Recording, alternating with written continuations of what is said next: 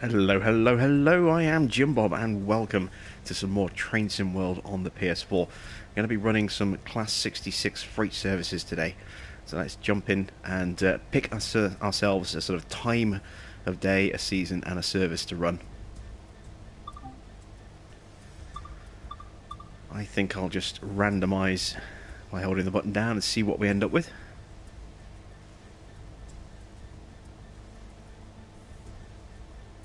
Cloudy autumn. Okay, we'll go with that. And let's see if we can find...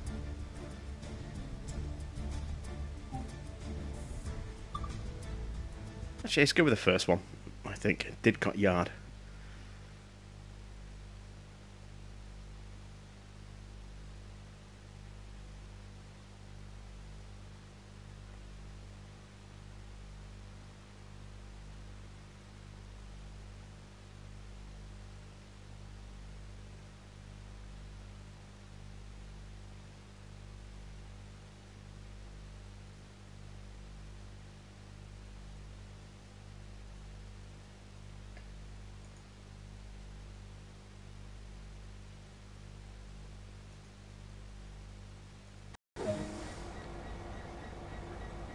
Alright, so we are already in here.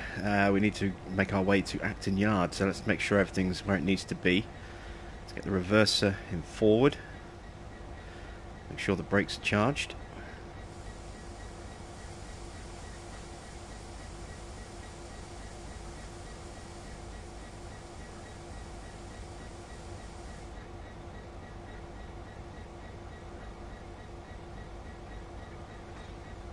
Okay, and off we go.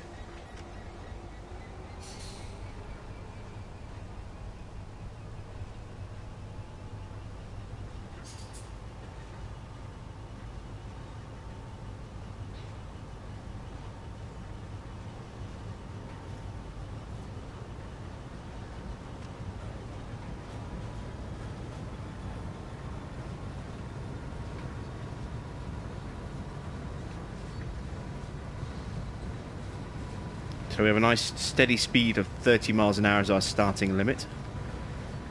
We'll get up to speed nice and quickly.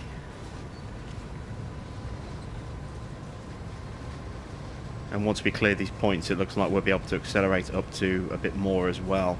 Speed's just dropped to 40 there because we're going to be switching points.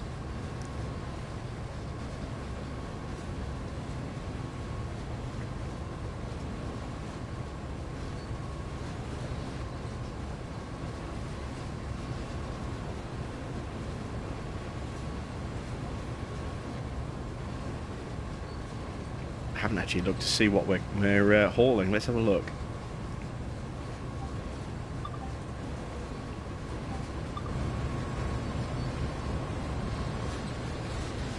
Ah, lots and lots of cargo containers.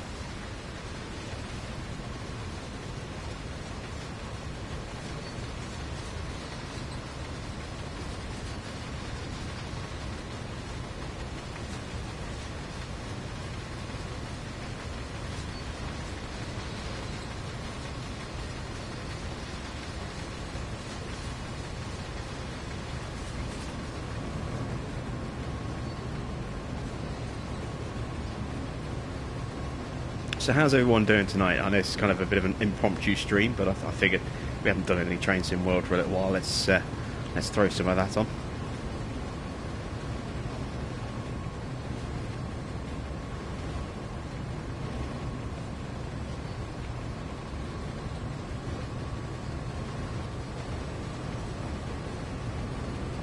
Hi Moscop, hi Adam, welcome to the stream.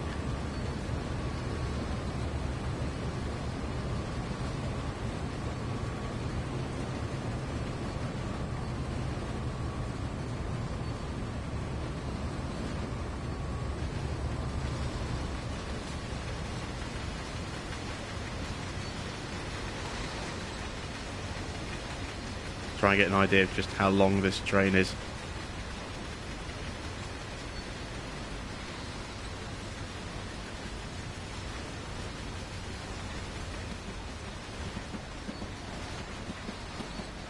That's pretty long. It's no wonder it's taking us a while to get up to speed.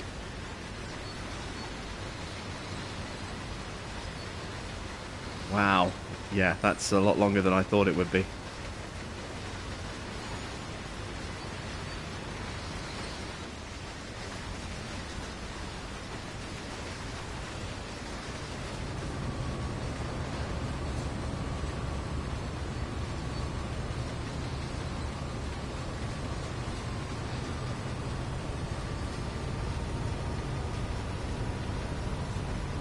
Hi Adrian, yes, on my way to getting some raptors. It's going to take a little bit more time and patience and money because I need to build a pretty strong enclosure to hold them, but slowly making some progress on the raptors.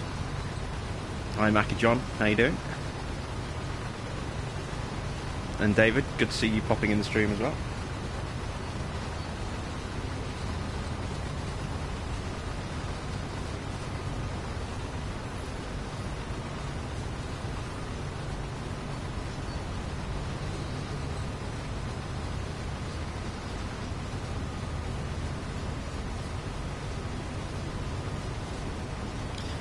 How's my day going? Not too bad. I've kept up with the football scores.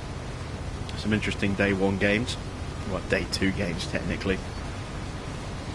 Nothing really exciting score-wise, but pretty straightforward games. I'm looking forward to the big game for me tomorrow, Liverpool's home game.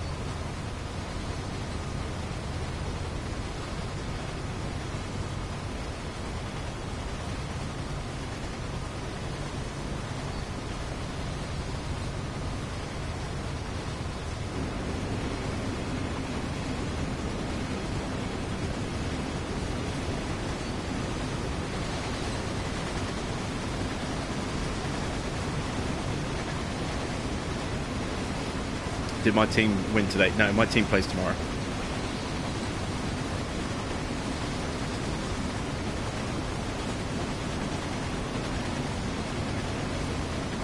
I'm playing some great games right now, both roleplay and live stream. Lots of fun. Well, I'm glad you're enjoying it, David. Yeah, I'm having a lot of fun actually playing these games and putting these videos out. So as long as you guys are enjoying watching them, I'll keep doing what I'm doing.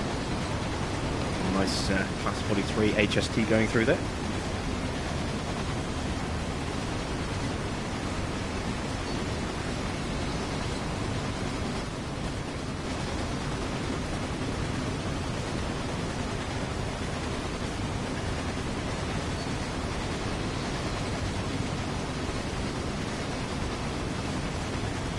This train is going to take an awful lot to slow down. I don't know how well it's going to stop. I mean, as we've seen, this is a very long train and a very heavy train. All these cargo containers that go all the way back there. I think we're pulling around 20 odd containers.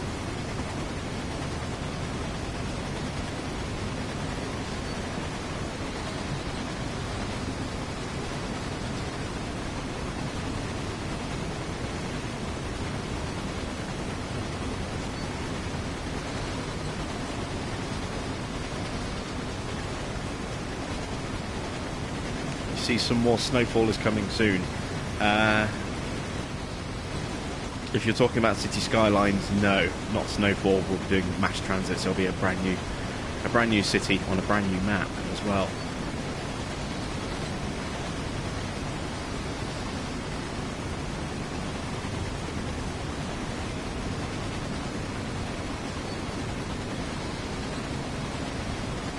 Better get myself several miles.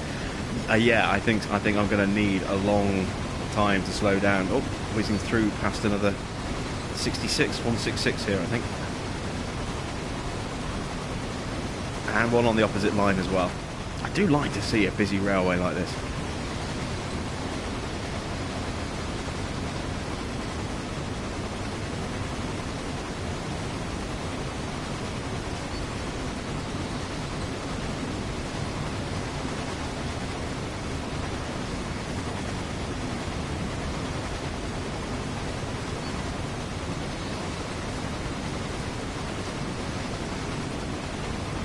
So we've travelled about 5 miles so far, 5-6 miles, somewhere in that kind of distance.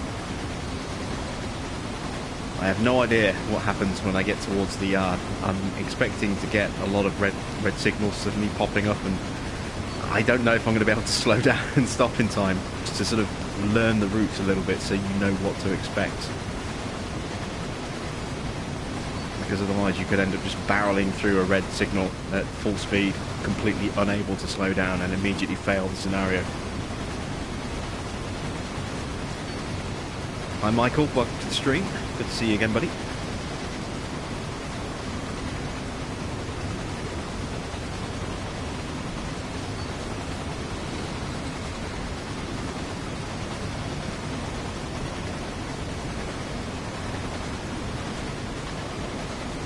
Those of you that are just joining and missed how long the train is that we're pulling today, let's give you a quick overview.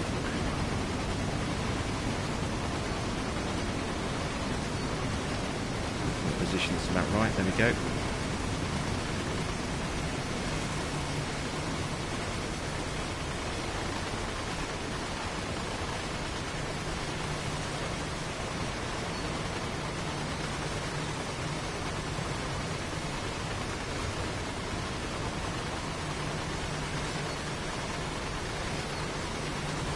Big old train, as you can see, it's still going.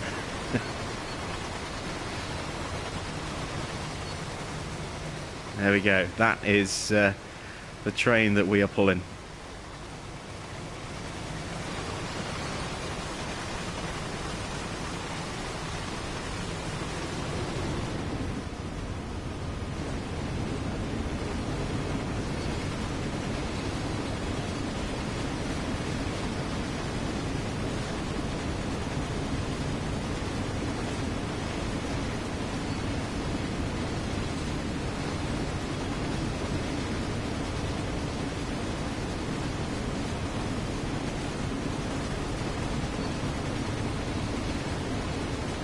.22 miles out. No red lights yet. It's been green all the way. Been able to keep it nice and floored on the old speed, but it does worry me that the closer we get to our objective, the harder it's going to become to slow down. In fact, actually, I'm going to throttle back a little bit now in preparation for that 75 zone coming up shortly, in about a mile and a half.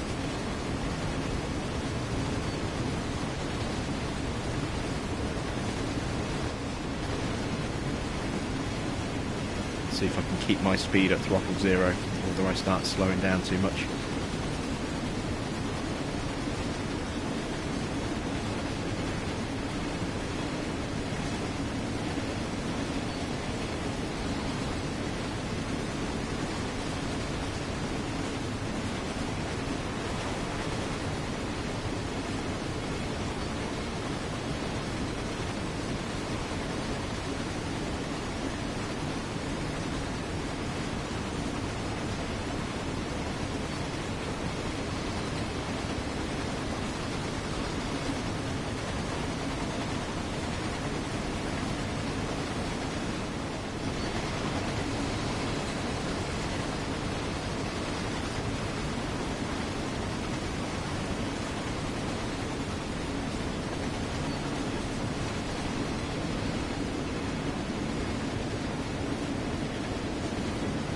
Oh, we've got to slow down. That's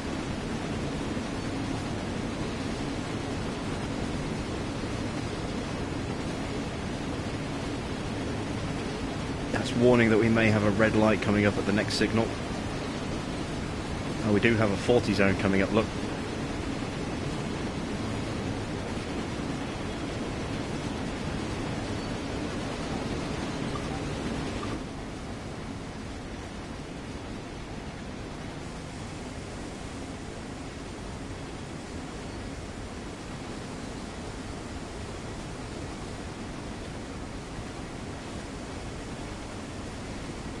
Come on, slow down, slow down, slow down. I think I might need the direct brake as well here.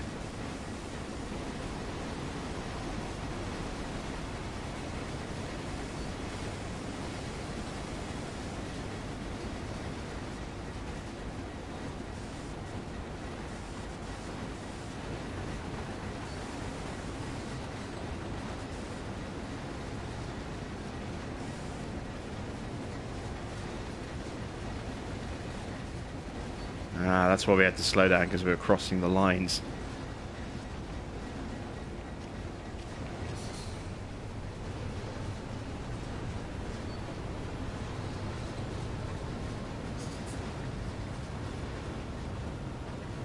So I should start gaining some speed again now.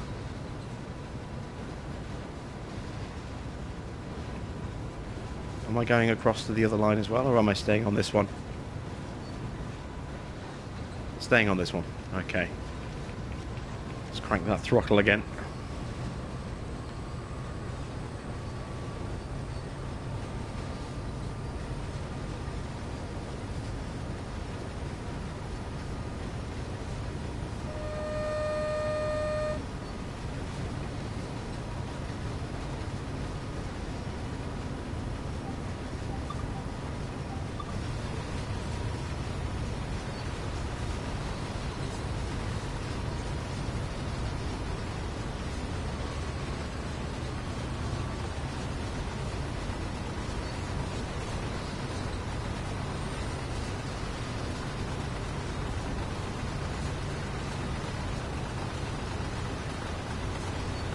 Kind of want to get a bit of shunting done today as well if I can, so we'll see what other services are out there. I know there is a good kind of shunting scenario or two that we can look at as well, so we can always try one of the scenarios.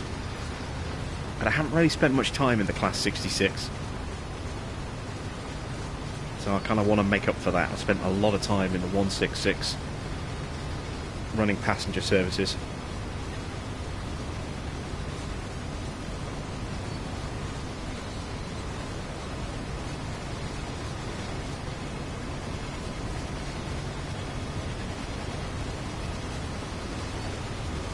I am a little concerned about how expensive this game could potentially become, though, going forward. Looking at the prices of the DLC packs that are available on PC, they're very expensive. They're like 25 quid each, which means you're probably talking $30, you know, for the Americans out there, you know, and that's per pack. So that'll bring in, you know, like a new service. So, for example, the Western Somerset pack, I think, is around that price, as is the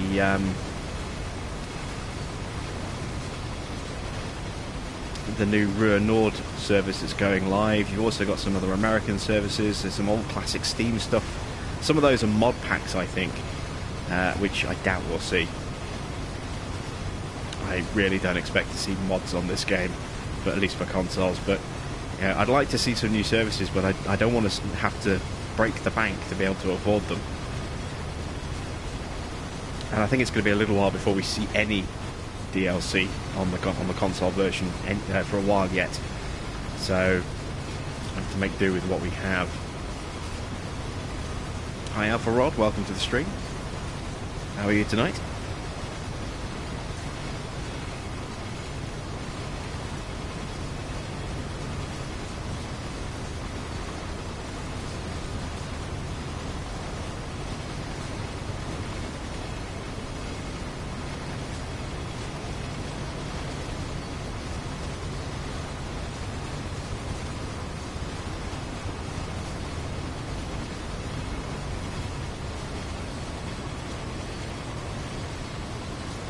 Start easing down on the speed a little bit, because we do have a 40 zone coming up in just over a mile and a half.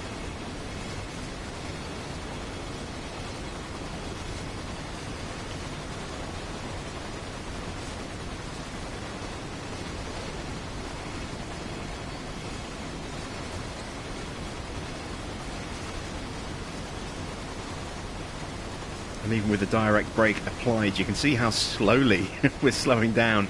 Once this thing picks up speed, it takes a long time to slow down again.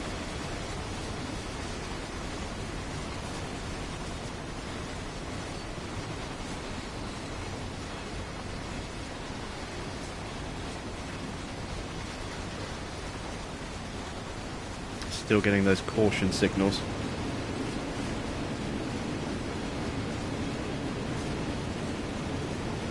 I think I'm going to jump back in cab for this bit, just in case I need to quickly slam both brakes on.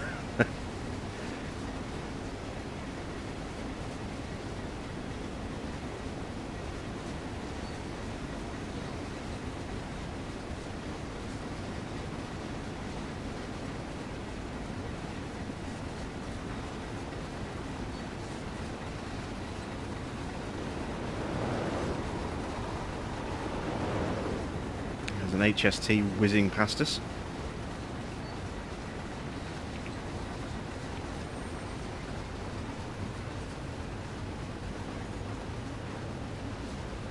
Hi Cameron, how are you doing?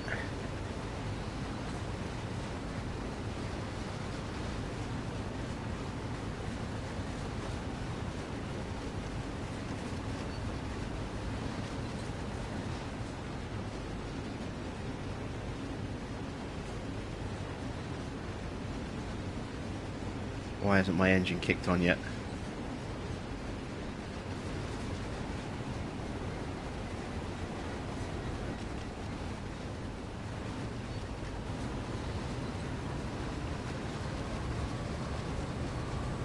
Ah, there we go. Now it's firing up.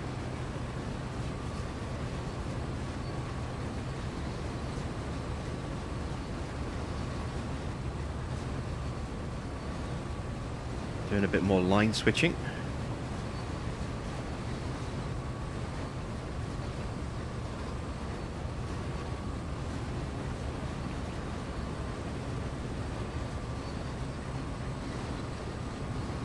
Hi Marcel.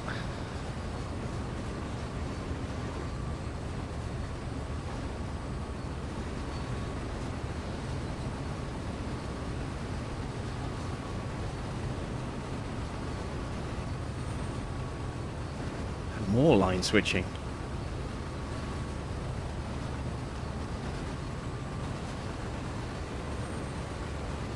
Still 14 miles out. There's a lot of shuttling between lines here.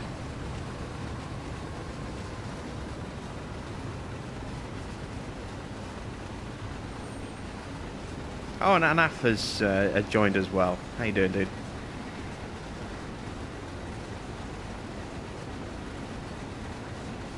Stream's looking good because it's a static screen for the most part. The background kind of whizzes by, but everything else looks a little bit blurry.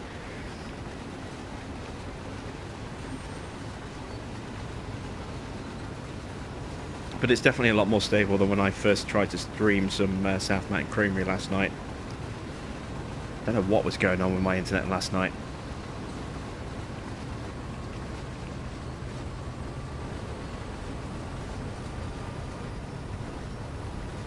Alright, start picking speed up again. We have got 13 miles to cover.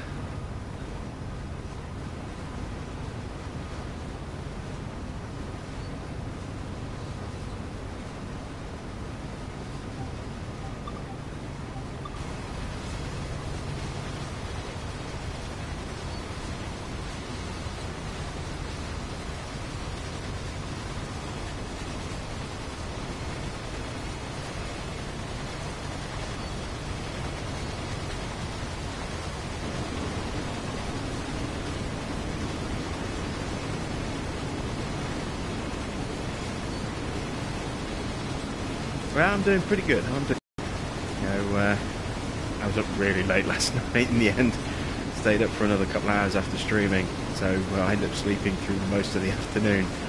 Woke up a lot later than expected, and I've just been kind of chilling out and relaxing a little bit today. I'm going to be sitting down and doing some serious recording tomorrow. I'm going to start work on my new City Skylines playlist for the mass transit stuff.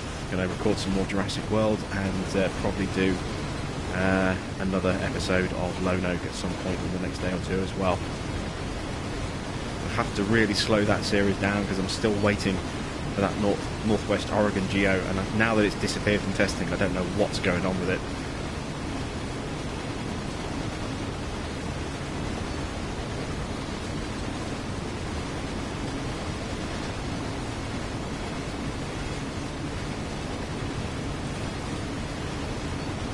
We're fully maxed out on our throttle, and you can see how slow it takes to accelerate because of the sheer weight of all these freight cars that we're pulling.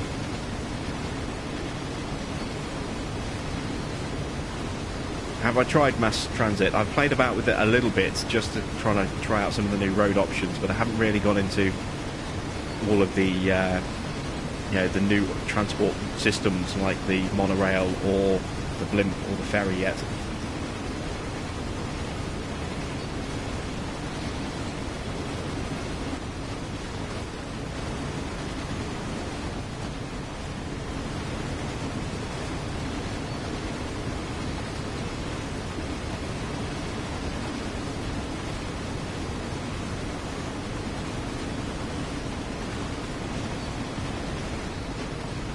Yes, David, I saw your comment. I haven't had the chance to reply to some of the more recent comments, just because I've not been up a lot today. I've been kind of, as I say, I slept for a lot of the day. Had to catch up on some much-needed sleep, and been trying to get a few little bits and bobs done in the background, and just haven't had time to kind of look at much stuff today. But I did see your comment, and I have to say I'm not sure whether to be whether I should caution you or thank you for the amount of confidence that you've placed in 3 of my videos to purchase the whole game. I haven't played enough of the game myself yet to determine whether or not it is actually worth a full price purchase. I mean, I've enjoyed what I've played, but I knew I was going to enjoy the game because I enjoyed the original version of the game 10 years ago on PS2. Well, I've only played just a few hours of the game, so I can't really give an in-depth kind of review as to whether it's worth its money or not.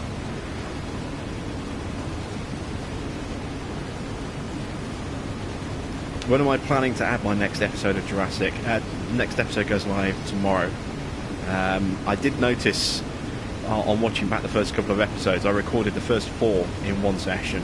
I did notice that there were some kind of issues with the sound a little bit, and so I'm kind of playing around with the sound levels and doing some test footage on a separate file just to see if I can get those set right. And then the next batch from episode 5 should have louder, clearer speech in game from the AI, and hopefully will be a bit more audible.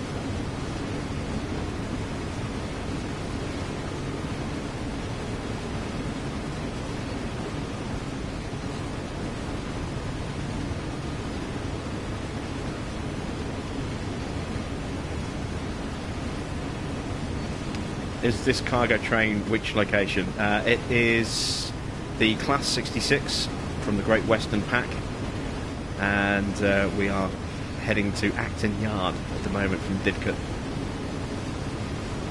We're just running some regular services rather than a scenario.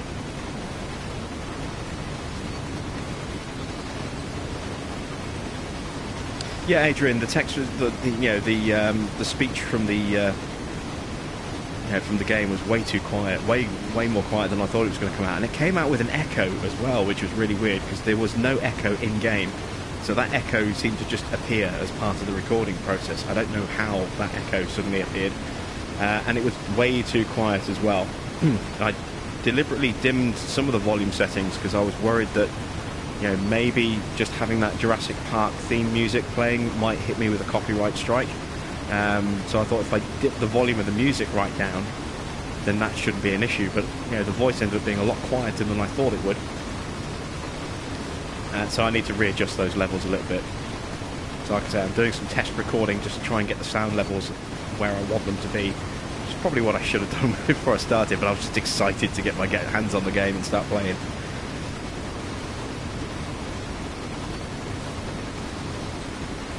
How many trains are in the game? There are 2 different versions of this, the Class 166. There's the DB Schenker skin, which I'm using at the moment. There's an EWS paint job as well. Then there's this one, which we're about to crash into. That's the Class 166. And then there's a Class 43 HST. And they're the 3 trains that are in the Great Western Pack. Then you go to America for the NEC Mass Transit pack, and you have an Amtrak and a CWX, and then you go over to Germany and there is a single S-Bahn train. So 6 in total, 7 if you count the 2 different coloured versions of this particular engine. And if you get the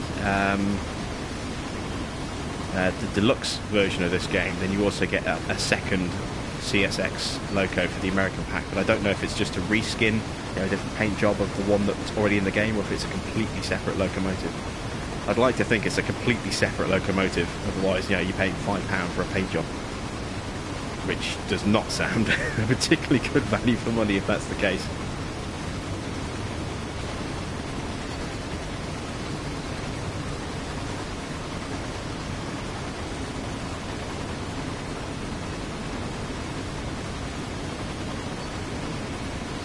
Right, how far out are we? Oh, I've just realised we are less than 5 miles out. So we need to start worrying about slowing down. There's another 166.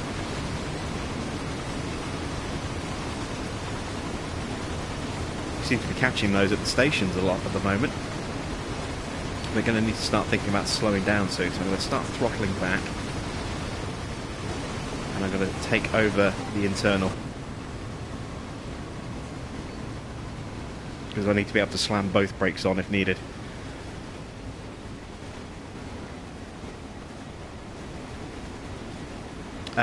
Don't forget the Somerset DLC, or is that not available on PS4? There are no DLCs available on PS4 for this game yet. It's only just come out. We are a way off, I think, for any DLCs coming out. But the West Somerset pack on PC does look awesome. I'd love to get that on this. You know, to have an old school Class 47 in really old 70s British Rail green before they moved to blue. That'd be kind of cool.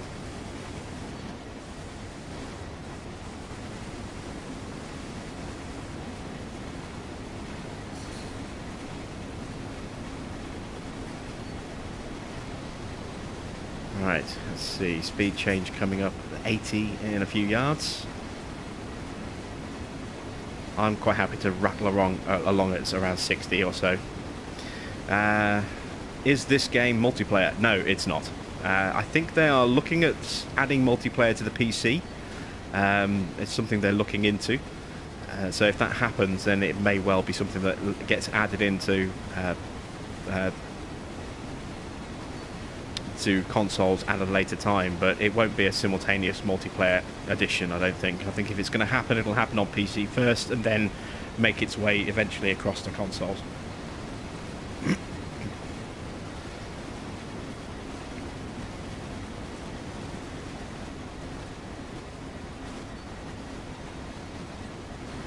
Well, I see your question. You assume that all PC DLC would have been ported over to PS4 as well, but apparently not. Well, this game has literally just come out, but as a package world, it's only just come out on PC as well. But the individual packs have been available on PC for quite some time. So this game was originally released, I think, as Train Sim World Heavy Haul, CSX Heavy Haul, which was just the American pack. And then, yeah, they've added in more and more bits to it, and they're all kind of standalone packs which can be, you know, combined together. It's this kind of groups multiple packs into a single kind of release game. It's not a cheap game, no. You know, especially if you want to add in all of those DLCs. The PC is horrendously expensive for all the packs that's available at the moment, plus the ones that are coming out right now. And we need to really, really apply these brakes, because we've got a 30 zone coming up.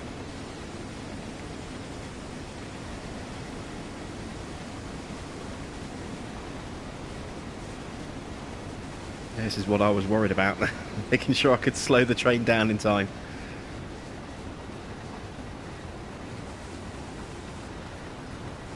And that DLC, when it makes its way over to console, I don't think it's going to be cheap on console either.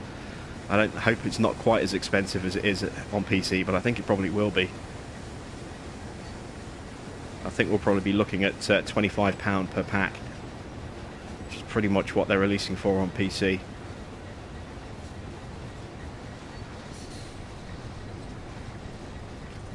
Let's get some throttle on because I've slowed down way too much. Brakes are released.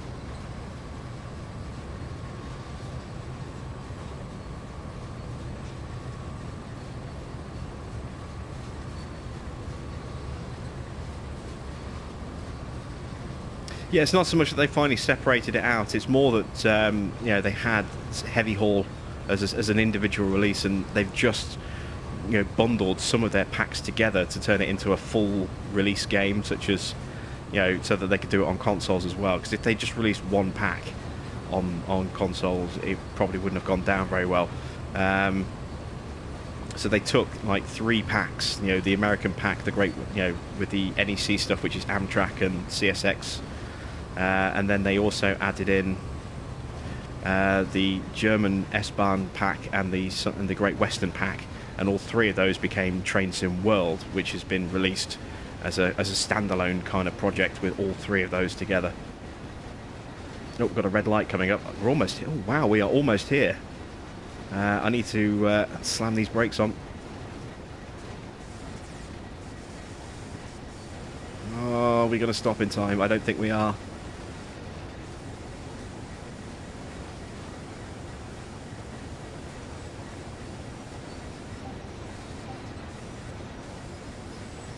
Oh, we might do.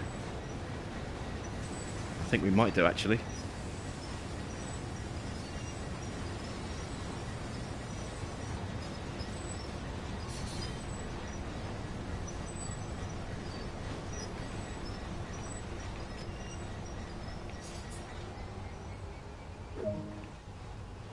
Oh, there we go. That's not bad. We have completed the service.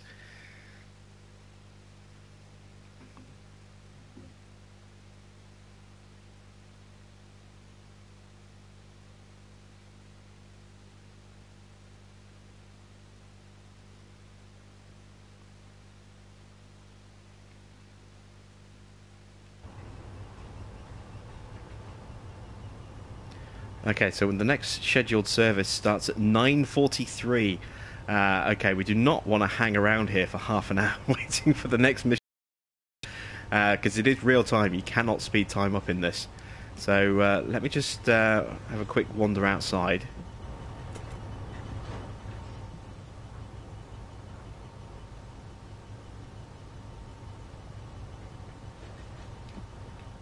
I left the throttle running, didn't I? Yeah.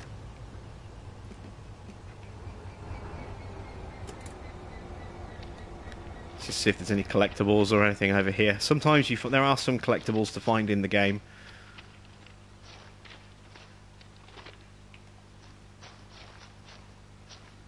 Although it's really unclear what half of them are. I really do need to sit down and try and figure out exactly what and where the collectibles are at some point. Some of them are safety things. Sometimes I think traffic cones are them. It's really some really obscure kind of things. But I'm just looking around as well. Let's see, are there any other services that we can pick up from here? That's where we are. Yeah, there's no other services here. See, there's a service there, but we'd have to get to it. That's a bit of a trek. Well, there is something a bit further down the line there. That might be a service. Question is, which way is that? I think it's this way. And do I really want to run along the side of a busy train track? This is not the safest thing when you've got trains whizzing by. I wonder what happens, actually, if I get hit by a train. Do I die? Does something happen? Do I get thrown off the track? Or do I just get nudged slightly? I really don't know what happens. And I'm not advocating standing in front of a train in real life to see what happens, but I'm kind of curious about standing in front of one of these trains and seeing what happens, see if I get flattened by it. I think I'm going in the right direction.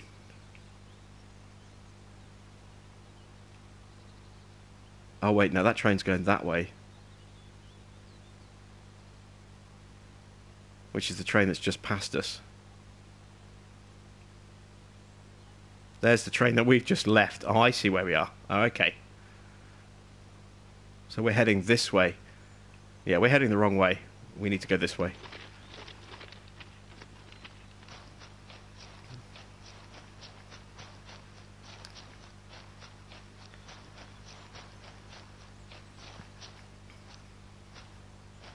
David, I hope you're not driving while you're watching me.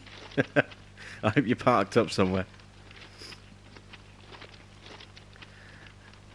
Am I right in saying that Train Sim World is the first and only real train sim on console? Of this type of trains, I mean, it's not the first game that involves trains or some kind of train management, but it's the first one where you can actually get in and drive a train properly like this, yes. I don't think there's any other train sim out there. I mean, you can manage, train lines and stuff to a degree on City Skylines. There's Railway Empire, which allows you to build, run, and expand and manage a train network. But yeah, I don't think there's any actual train driving sims out there apart from this one. Right, are we going the right way this time? Yes, we are. Oh, looks like there's a train that might be coming. No, that's going in the wrong direction. I think that's the train that nearly ran us over the first time.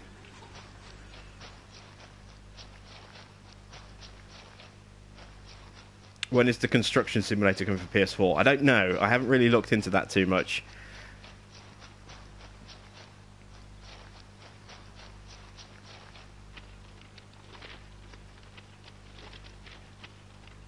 And I think Construction Simulator might not be coming. I think it's Construction Simulator 2, the sequel, that's coming.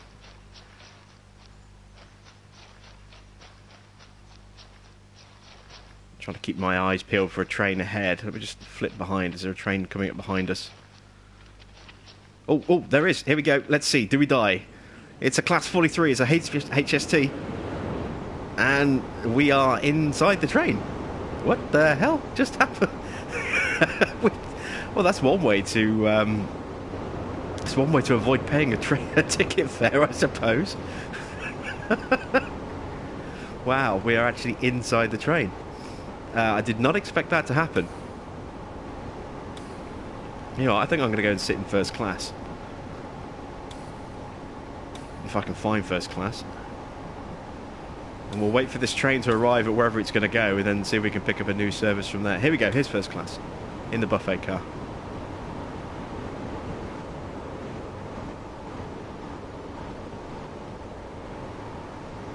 There we go. So that's where we are.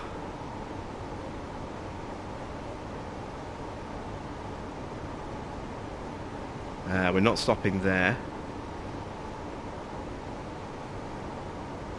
We may possibly be stopping here.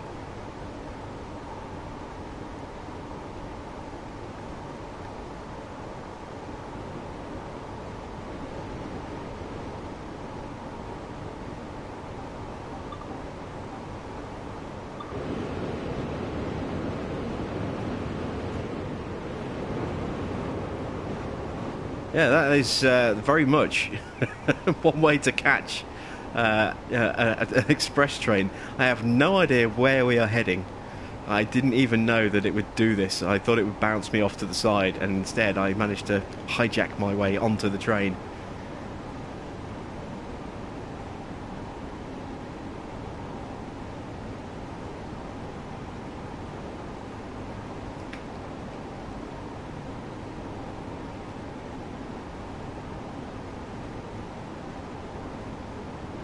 Hi there, Tiles Like Knight. Welcome to the stream.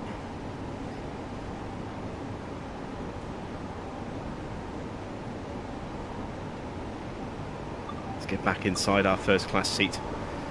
You can't use the toilets on these trains for some reason. Maybe they're worried about what kind of mess you'll leave behind, but you can walk up to the toilets, but they don't work. Oh, hello, what's this? It's got to be the kitchen where they cook the stuff. That's the bar.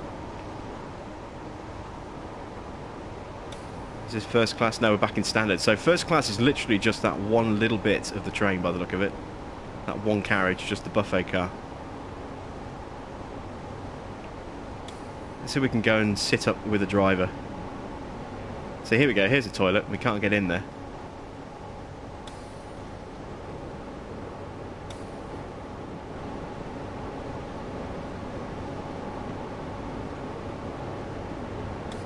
Oh, actually, I don't think you can actually get into the... No, you can't get in through the staff doors on these trains. You have to only get in through the side doors. So we can't go and sit up front. So in that case, we may as well... We're stuck on here now until it stops wherever it sits. So I think, yeah, we'll just go and sit back down in first class and see where we end up. And see what we can do from there. If it looks like it's going to be a long wait, then I might just quit back to main menu and we'll pick up another the wrong seat. Just sat in someone's seat there. This is where I want to sit. No, that's not where I want to sit. Let's try this again. There we go. Yeah, we'll see if we can pick up another freight service from the services menu. I should try and get up on the roof. This is not Mission Impossible. I am not going to get into an international spy-like fight on top of a train.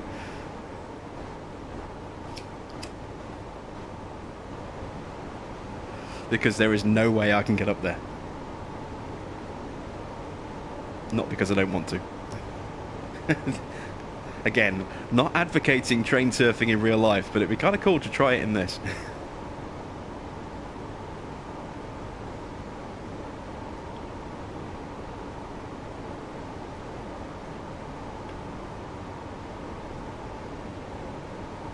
See if we can figure out exactly where we're going.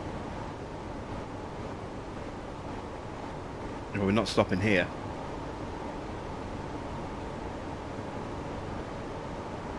Whizzing straight through this one. Little local service station.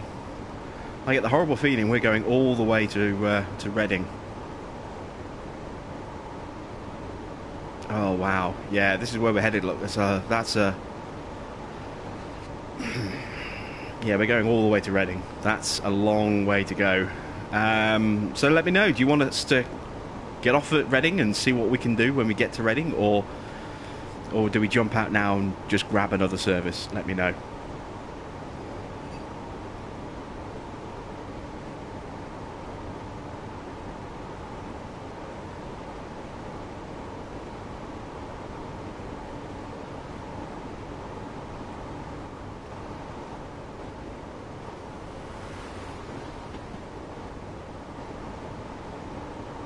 Nathan says, things Dugdale need to fix are the frame rate, uncouple and decouple any train, bags and other things. What do you mean by bags?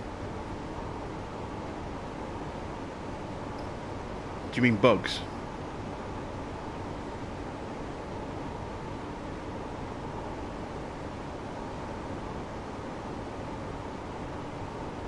Yeah, the frame rate can be a little... The frame rate I've found has actually been pretty good. I mean, again, I'm playing on a PS4 Pro, so standard PS4s may have a worse frame rate. I don't know. Frame rate is generally pretty good. I have found that sometimes things don't look very smooth. The graphics tend to get a little bit ropey. They go a little low res. But it's not too often that happens. Yeah, bugs. Yeah, I thought that's what you meant. You can decouple and couple most trains, I think. To be honest, I haven't tried outside of the mission requirements, so I don't know.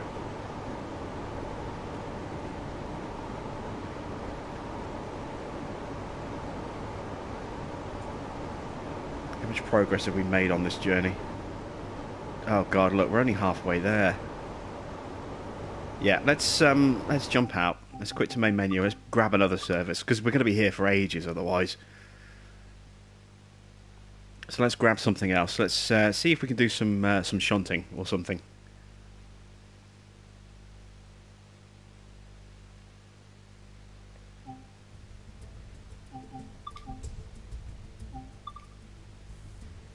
And we'll do it with the other livery this time. We'll go EWS.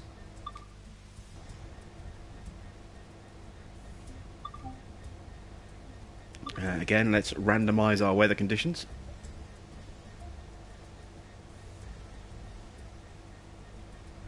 Winter fog. Oh, this could be challenging.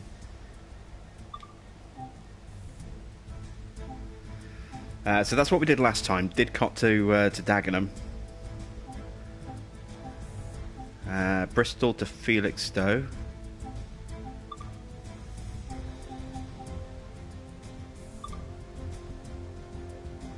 Angerstein Wharf to Stoke Gifford.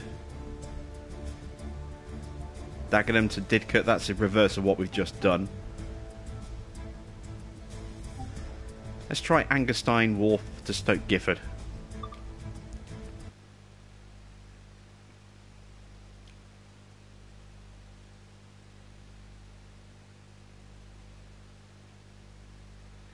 This might just be transport some freight from one location to another like we've just done. So if we have to do a mission to do some shunting, we'll do one of the scenarios.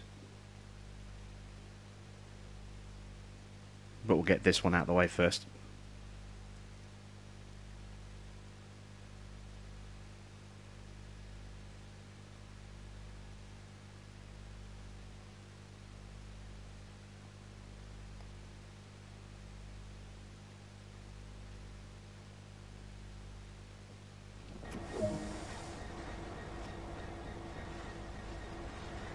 Alright, so stop at Reading. So look, yeah, it looks as though we're just going to be transporting freight from one location to another. Another 31-mile route. We're rolling, look. Direct brake on. Make sure that these... They should be, but I like to do this anyway, just to be on the safe side.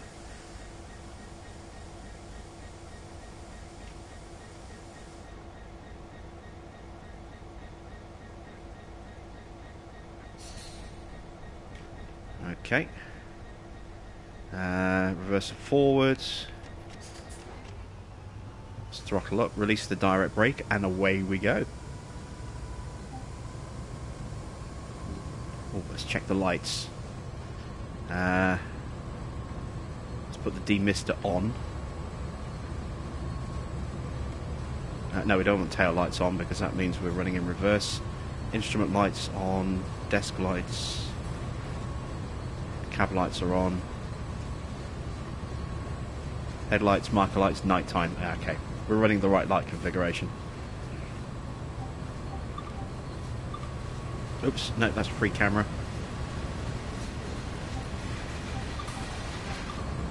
There we go. Oh, should have gone DB Schenker. We're pulling DB Schenker. If I'd known, I'd have had EWS the first time and DB Schenker this time. Ugh, never mind. Never mind.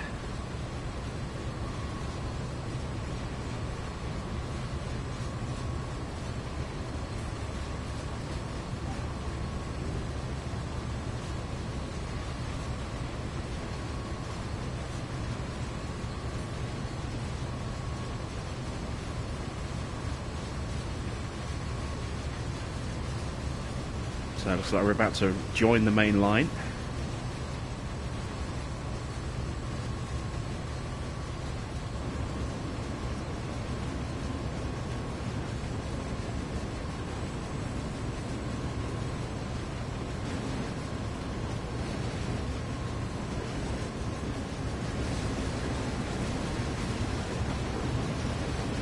My guess is we're going to hit these switches just here.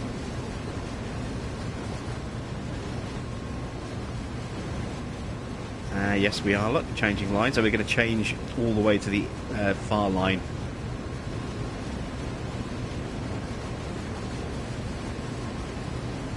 Nope, looks like we're staying on this track. Alright, good stuff. Alright, night Adrian, thanks for stopping by. I'll catch you another time.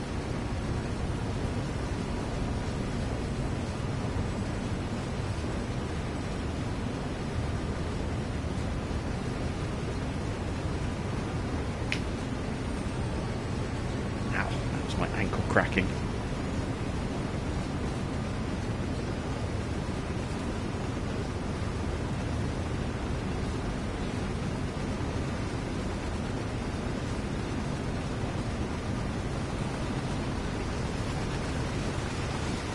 Let's try and get an idea of how big our train is this time.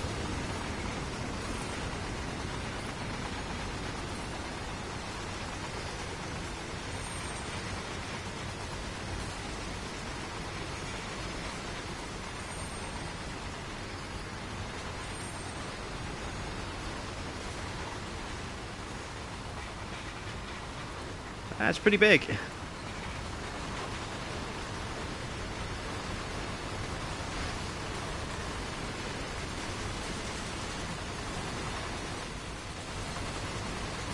Oops. Got hit by a pole.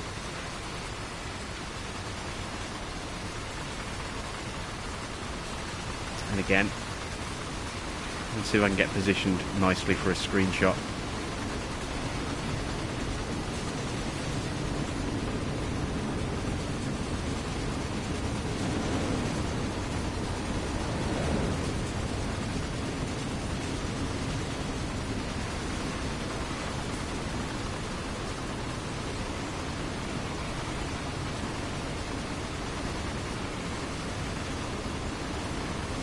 What's that on the top right? Looks like a money logo. That's my experience.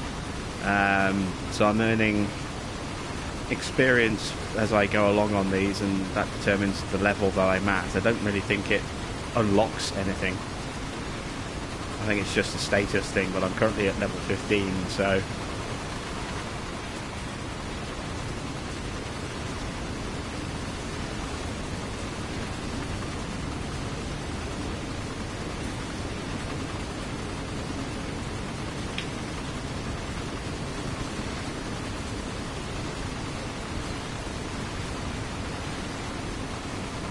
Try to get some good shots for screenshot purposes, for thumbnails.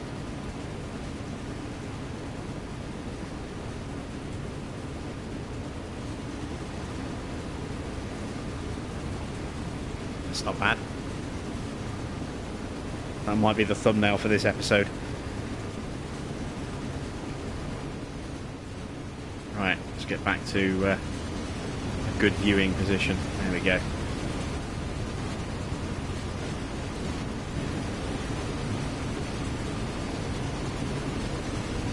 So we are 27 miles away. I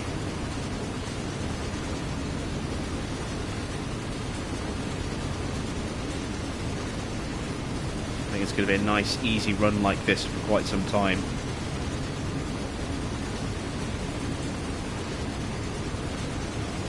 There you go, a little bit more experience there, up to 800 experience points now for this particular mission.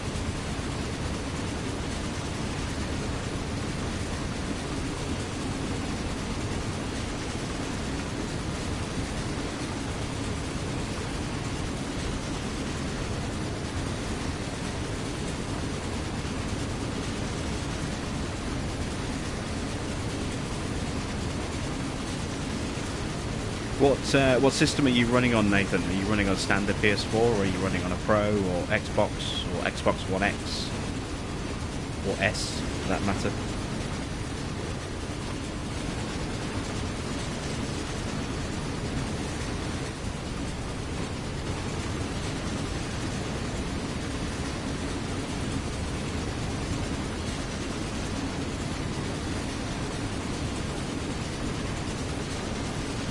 Oh, you are running on a Pro. Yeah, I mean, I've not really had any issues with frame rate, as I say. I mean, you tend to find that, you know, the images get a little blurry on the side stuff. You know, and sometimes the trains look a little bit blurry in places, but generally I found the frame rate has been relatively smooth. You know, just a couple of little stutters here and there, but I mean, that's kind of natural for most games these days. You don't get flawless frame rates on anything but the biggest AAA titles, and even then, they can struggle a little bit. But, you know, they're game studios with hundreds and hundreds of people working on titles and investing, you know, hundreds of millions of dollars in some cases on those titles.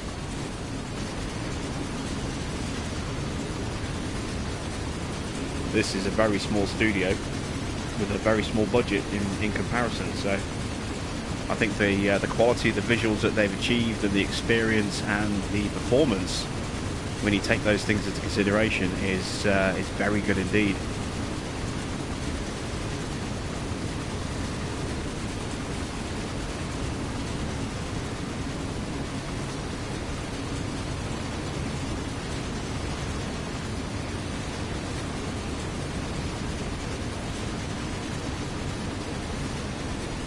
Welcome to the stream, B. I've seen you popping in on the comments of some of my other videos quite recently.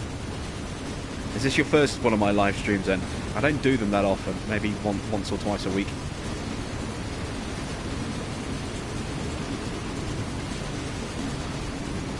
And even then it's been quite a recent thing as well, the last month or so. Oh damn it, I forgot to turn off notifications again. This is how infrequently I do live streams. I keep forgetting to turn off notifications, so you guys keep getting that big black box with garbled text popping up on the screen, because any time I receive a notification it scrambles it so you can't read what it is. That's just standard PlayStation security to protect my privacy.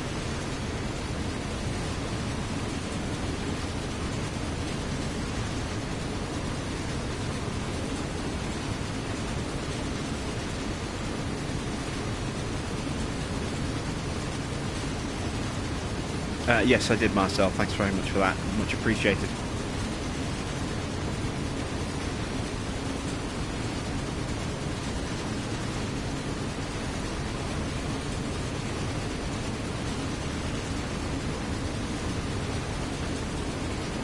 Yeah, I saw that you're a fairly recent subscriber, B. Did you find me through CDP's recommendation, or did you just naturally find my channel?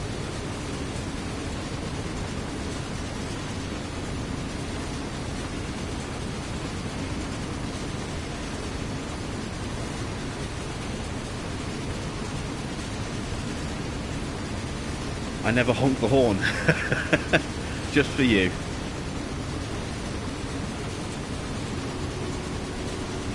It's pretty quiet, you can't really hear it. I think there might be a slight bug with the horn sounds, because they sometimes they're very loud, sometimes they're very, very quiet. You can't really hear them very well.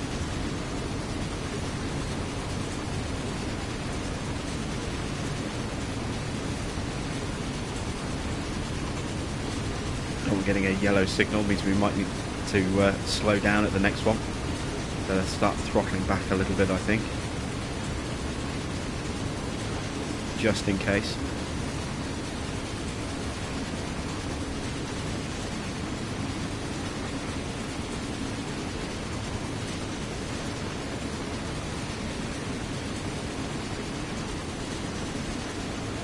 Oh, so you had a natural interest in this game, and that's what led you to the channel.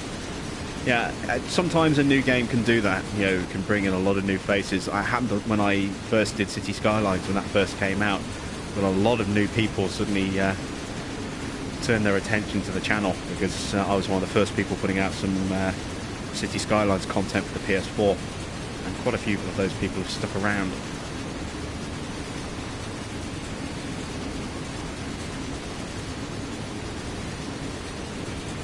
You'd have had a notification if it hadn't gone through, Marcel.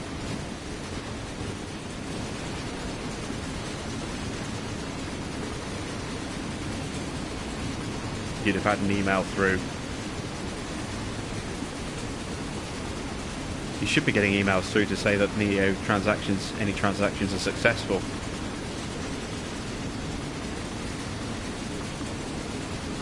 We need to slow down again, don't we? Got a 40-mile-an-hour zone coming up. Let's jump in cab. Oh, head to head with a 166 there. Are we slowing down fast enough? Possibly not. Let's use the auto brake as well.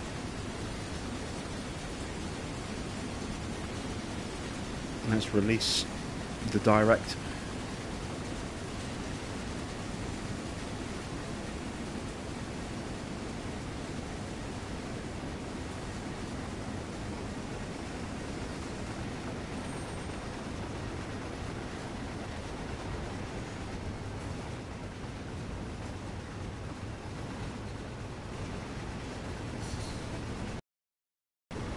Are these brakes fully released? I think they are. Yes, they are.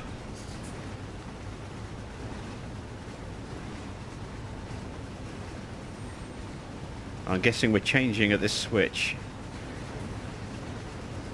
Yes, we are. That's why we had to slow right down. Otherwise, we'd have risked the derailment. So we'll be switching on to the next line again at this next switch here. There we go.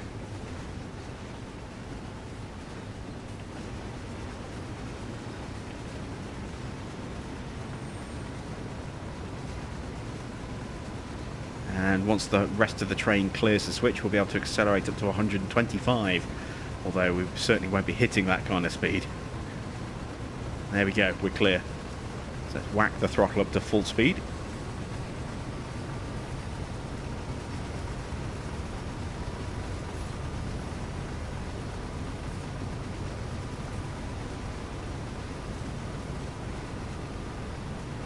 Our console's getting any new trains? Not at the moment, but I don't see any reason why they won't convert their PC DLCs onto the consoles as well at some point in the future. Now, whether they do that as individual packs or whether they come up with a season pass of some kind, or maybe bundle them in like a second expansion where you get 2 or 3 packs at once, I don't know. Dovetail haven't announced plans for DLC for consoles yet. So we're just going to have to kind of play the waiting game on that one and see what they come up with. But I might email them and ask them, because a few people have asked me actually about DLC for this game already. I mean, even though it's only been out a couple of weeks, it's always the way. A new game comes out within a week, people are asking about DLC for it. So yeah, I'll probably shoot them an email and see if they've got any information that they can give me to pass on.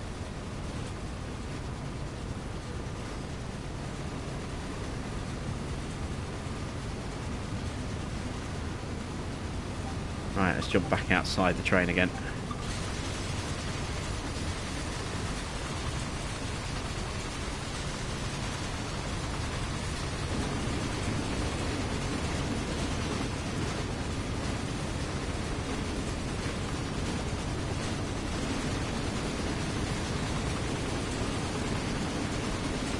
We are 16 miles away from our objective.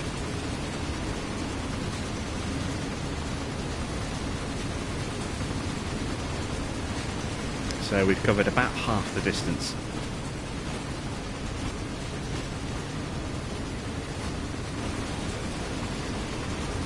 Right, actually, let's take a closer look at our surrounding environment.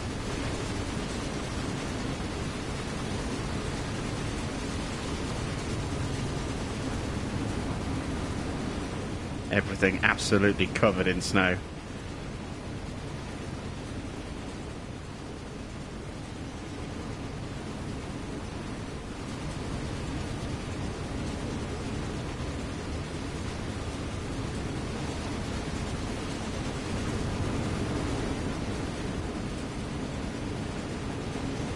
Play peekaboo. That apparently is me in the orange high-vis. Oh, look at that, I'm even looking directly at the camera. Look ahead, keep an eye on the rail, man.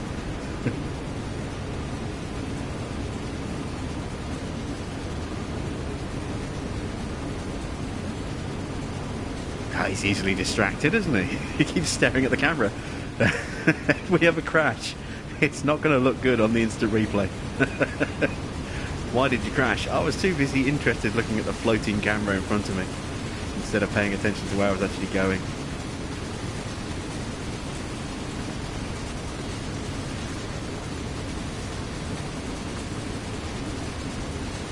I didn't actually realise there was a quick save function on this. I have lost a lot of lost a lot of progress through running a red by mistake. I didn't realise there was a quick save feature.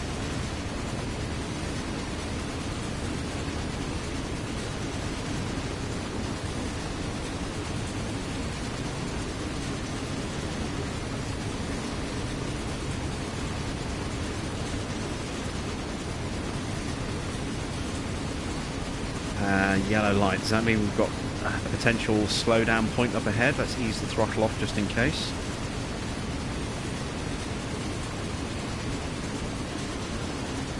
I very rarely ever get this thing up over much more than 70 miles an hour. It takes ages to get the speed back up.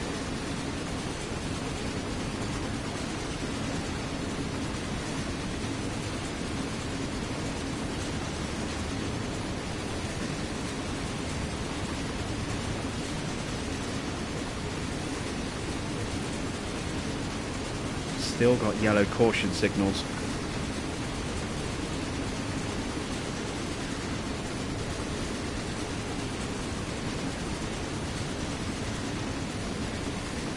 See, we could be bombing through here at full speed, but guaranteed if I did that, I'd end up with a red light. But yeah, there we go. There's the red light. I was worried that was going to happen.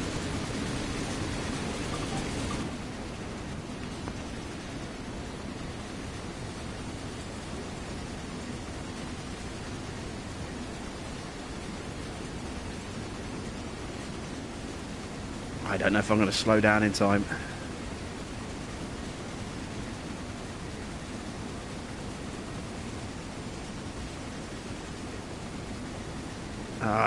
I think we're going to crash. I think we're going to fail.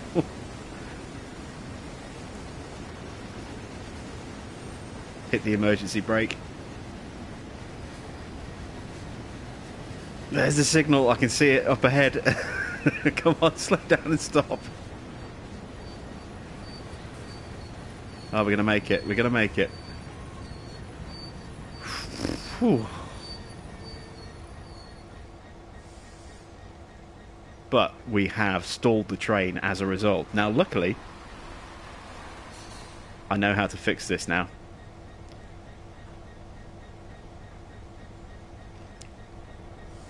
Oh no, we're not stalled. I thought we might have stalled it. We're okay. The emergency brake just killed my momentum completely, but... My parking brake on?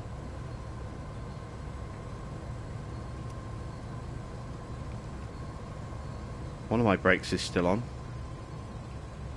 Or am I in neutral?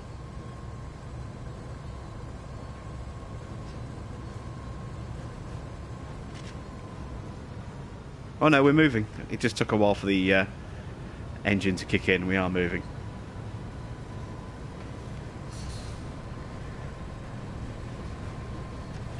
But that signal is still red.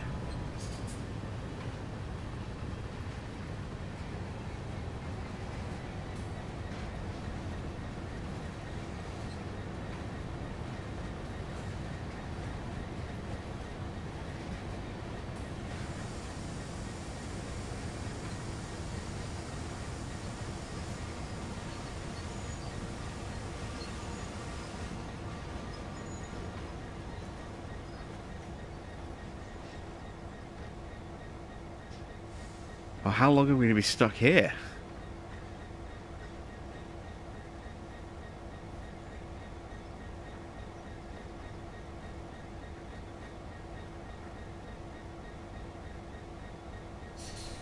I have a lead foot. Hey, at least I stopped. I didn't manage to go through the red light, which is what so normally happens. I barrel through it at like 50 miles an hour. It's like, damn it, couldn't slow down in time. Just hit every brake I had and hoped it was enough.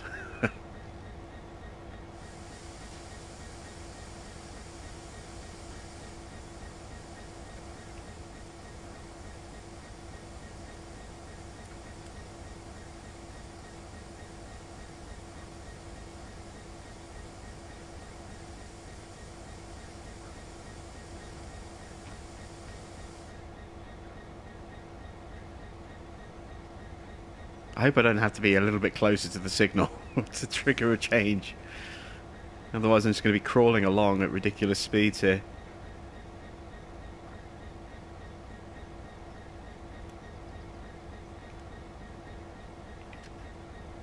Try and inch forward just a little bit. Oh, do I have to actually request to go through? Yeah.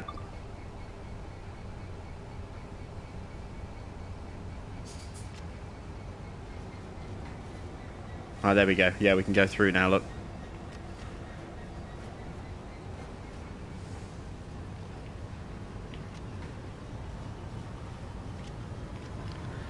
Thank you for that. Oh, next one's a red light as well.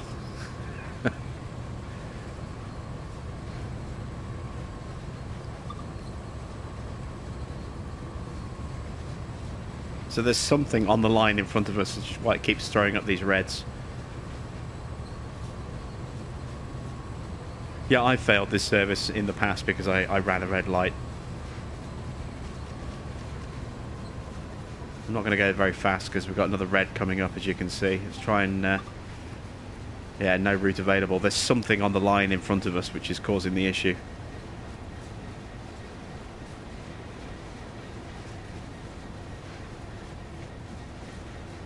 Or maybe it's because we're changing tracks.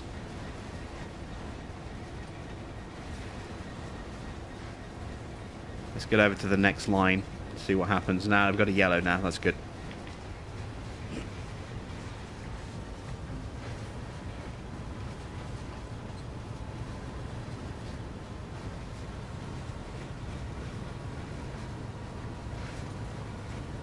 Oh, getting a bit more technical on this run through here.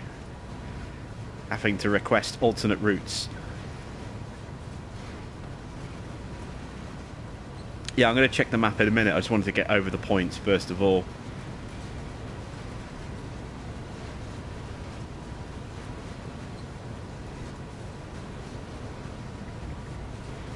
Nothing showing there. Yeah, no, there's nothing on the line in front of us. That's odd.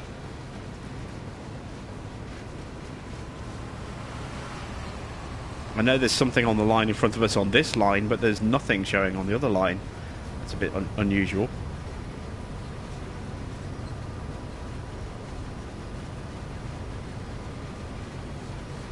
I wonder why we had to switch lines then.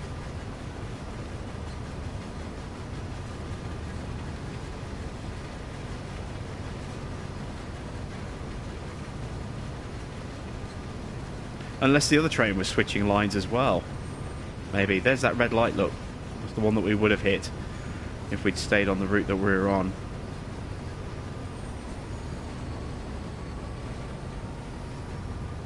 Oh, look at that. We have now driven 100 miles in the Class 66.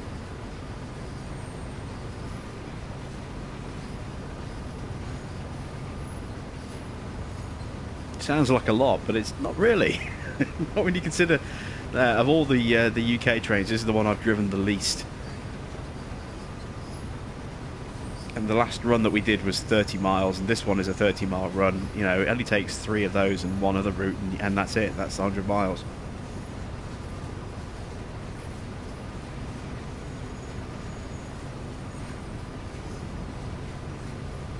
So it sounds like a lot, but it really isn't. 1,000 miles, that's a lot. I think there is actually a trophy for 1,000 miles. Let me pull up the trophy list. Open the app up on my phone.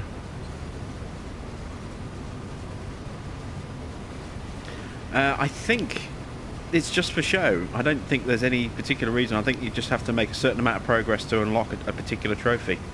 I'm just saying, I'm just pulling up the trophy list now. Green at the same time, and the chat. So there's a trophy for driving this train here, the 66, for 660 miles. So the way to that.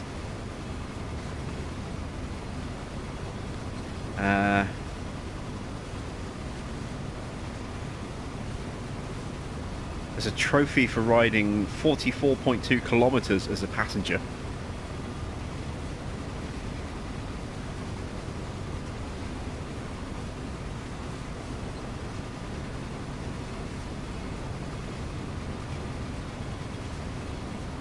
Yeah, no, there's nothing about your level, so the level doesn't seem to hold any purpose. There's no trophy for reaching a certain level. I don't think it actually does anything in the game at this stage. Maybe in the future there'll be something, but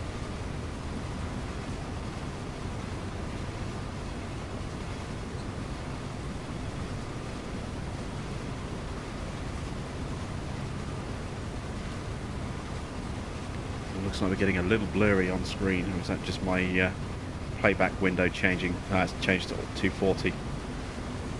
Let me put that in 1080 again.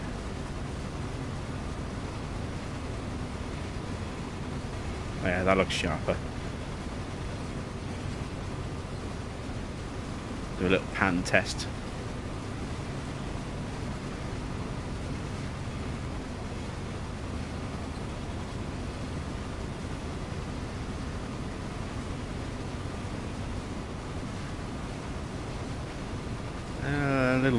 a little bit ratey when I move. You need to have a bulletproof internet connection and very fast speeds to get flawless streaming these days. I just don't have that. But it's good enough. It's good enough to be able to do things like this.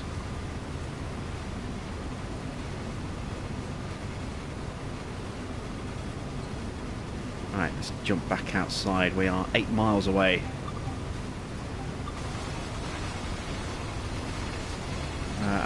We've got a yellow light coming on. Ease the throttle off. See, again, look, we get up to about 70 miles an hour and we start getting yellow lights again.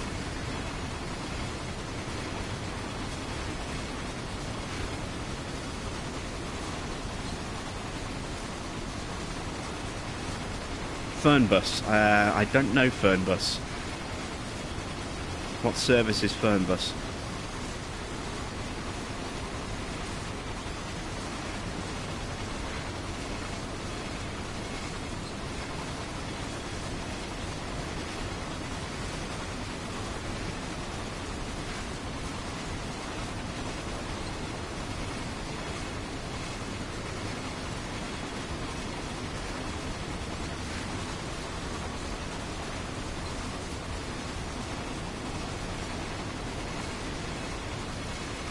Oh, a coach simulator. Well, who knows? It might make its way in the future. I mean, the success of games like this, both in terms of how well they're put together and how well they're received by the people that watch and play them, I think, you know, this is kind of like a test case for other games that in a similar genre or similar ilk. You know, they can look at and see how well this is performed on consoles and see whether or not it's worth them, you know, taking the time to create a console port of their game. So fingers crossed, if this game does really well, it can help spur on other developers to port their PC simulators onto console. What does that yellow signal mean? It's a warning light. It's like a traffic light thing. So yellow signals basically mean, you know, caution, slow down and be prepared to stop, because there might be something up ahead of you at the next signal. So it just warns me that if I keep going through too fast, then I'm either catching up to another service in front of me, or there might be just, you know, a red signal that I have to be prepared to slow down and stop for. If you get a green signal, you can just barrel through at top speed without a care in the world. Well, say top speed. You can barrel through as high as the speed limit allows you, which at the moment the speed limit is 90. But you can see in 1.4 miles coming up, or less than that now, we have to slow down to 40 miles an hour, which means we're going to be switching tracks again, I think.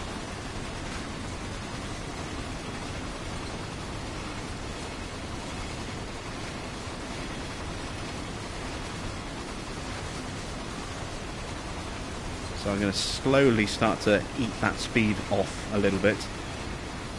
Get down to around 40 miles an hour so we can just cruise straight over those points.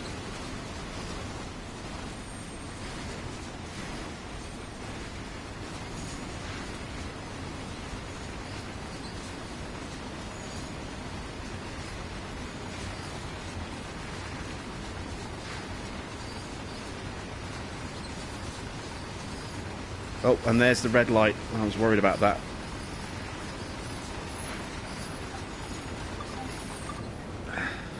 Slam the brakes on again. Ah, it's changed. It's changed. Okay. We're okay. Release the brakes. Release the brakes.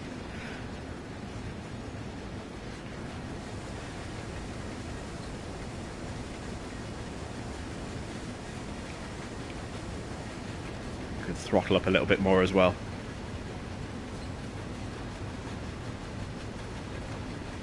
Hi there, Magic of the Rails. Welcome to the channel.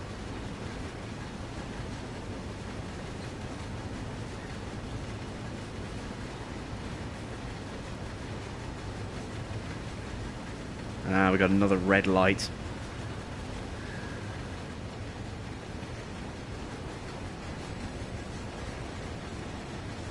And it's released again. So we're going just a little bit too fast at the moment to keep running at a continuous speed.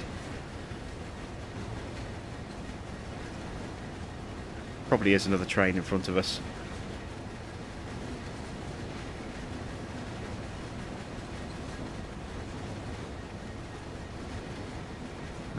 No, line looks clear, unless we're switching tracks again.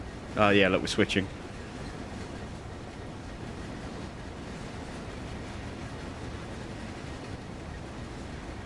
And there is another train further down the line in front of us. I think it's one of these 166s.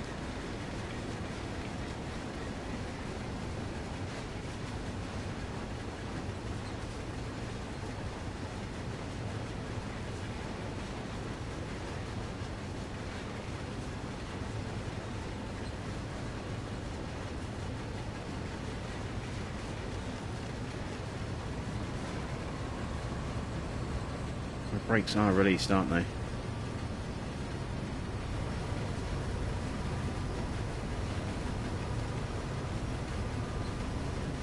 Yeah, there we go. We're starting to pick up speed again.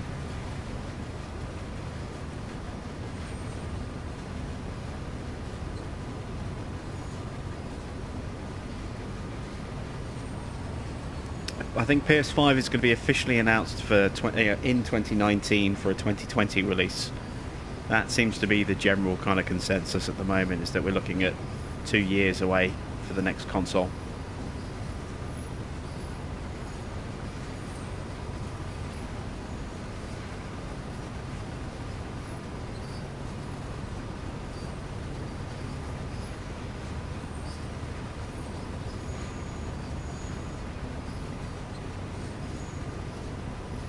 And we're getting green lights again, which means we don't have to worry about something up ahead. It must be that 166 that's further up the line that keeps slowing us down.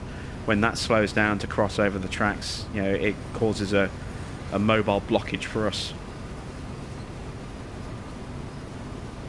Oh, they started working on the PS5 almost as soon as the PS4 rolled off the shelf. As soon as that PS4 was finished, they almost immediately started working on the PS5. That's what always happens. You know, as soon as one console is finished, they immediately start working on the next one. The only time they didn't do that was with the PS3, because when they first rolled that out, it was so expensive that they spent a year focusing on trying to get those costs down, so that they could sell it cheaper and not make so much of a loss. Because they made a loss on every console, every single PS3 that they sold for like the first 2 years on the hardware, but they made the money up on the software with the games and so on and so forth. And then eventually the PS3 broke even in terms of the cost per unit against what they were selling them for, and then eventually they started turning a profit on every single console that they sold. But it took them a long time. But yeah, for the first year of the PS3, they actually continued to work on that after it had been released to get those build costs down as cheap as they could, or reduce them down to where they weren't losing so much money. But with the PS4, you know, everything rolled out nice and smooth, and as soon as it was done, they immediately, well, almost immediately started working on the PS5.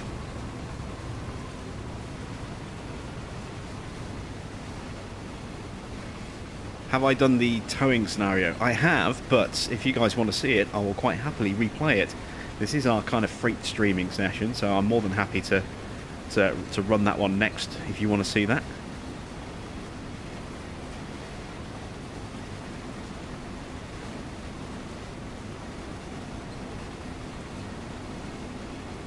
Just keeping an eye on that yellow light at the moment, that yellow signal.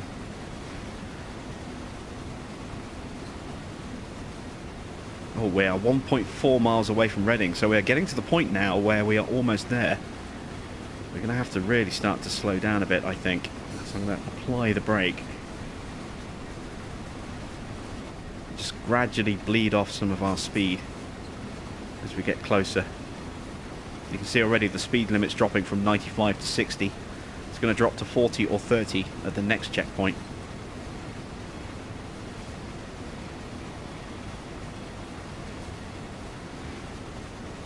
If I can just ease my way down towards those speeds in advance, makes it a little bit easier to come to a complete stop.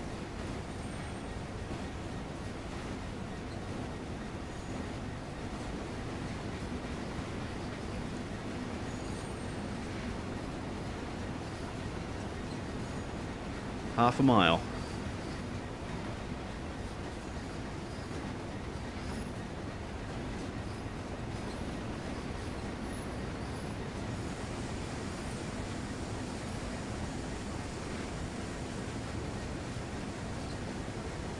Have I got enough stopping distance? I'm not so sure. I hope so. Oh yeah, we should be fine.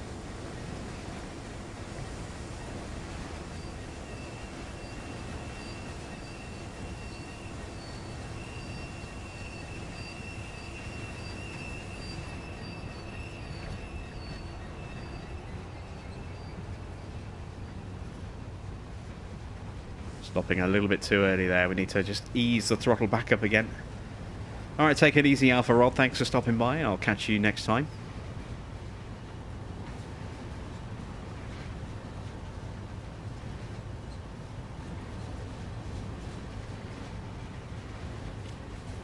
That's enough throttle, I think. Just rolling at around 10 miles an hour.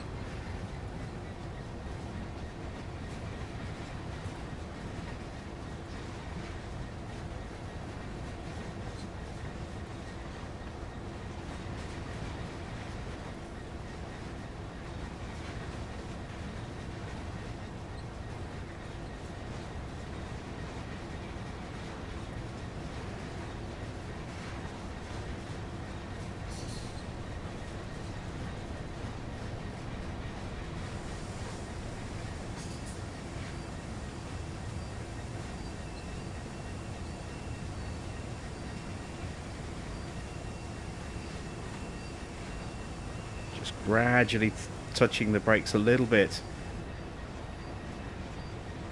I want to try and get as close to my checkpoint as possible before I actually stop.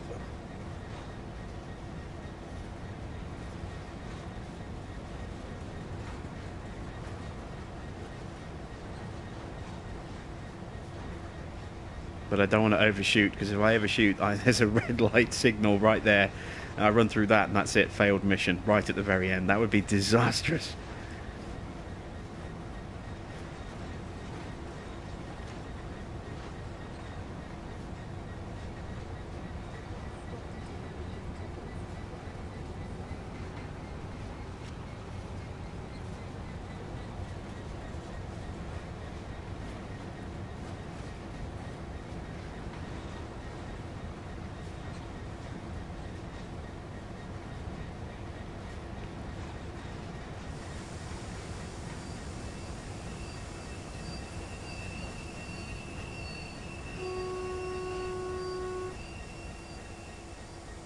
And there we go, we are done.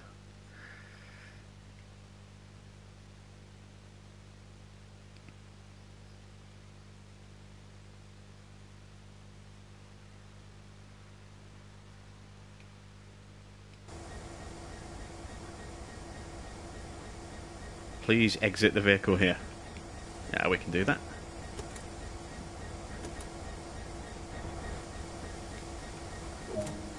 Objective complete.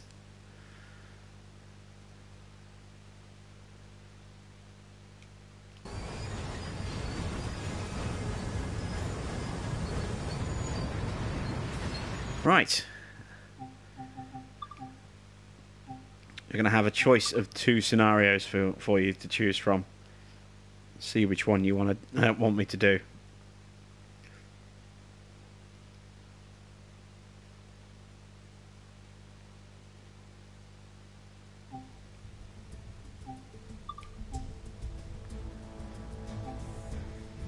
So we can have another run at Aggregate Industries, or we can do Dragline. This one I have figured out how to do, so I do know, where we went wrong last time and what we can do this time to fix it. As you can see, I've got a little tick to say I've completed it. And then there's the Dragline one there as well, which I did actually fail because I burned through a red light when I should have been slowing down. So which of these 2 scenarios would you like, Aggregate or Drag?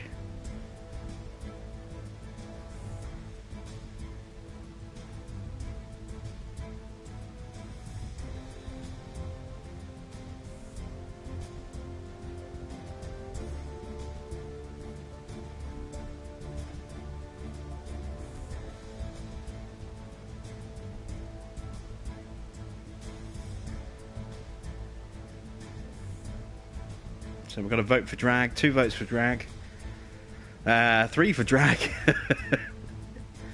Looks like this is the one we're going to be doing as things stand at the moment. I'll leave it for another second. I'm just going to grab a drink, and then we'll have another look when I get back.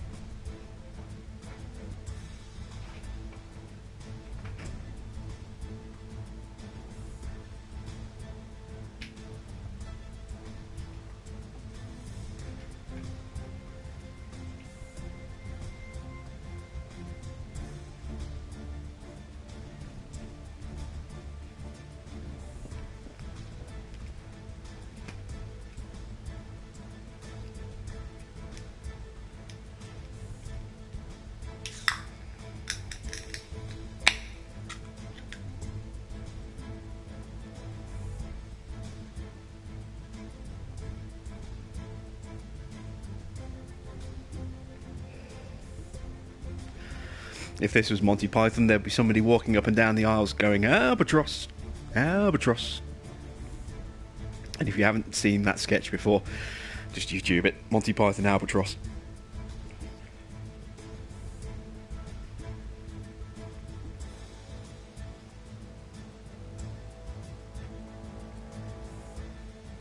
Which HUD do I prefer, Train Sim World or Train Simulator?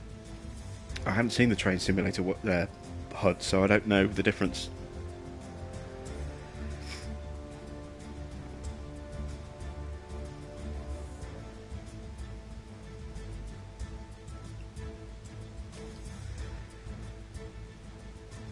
B says he's watching at work, hope his boss doesn't know that. How do you know your boss isn't in the chat room here with you? You never know. Stranger things have happened.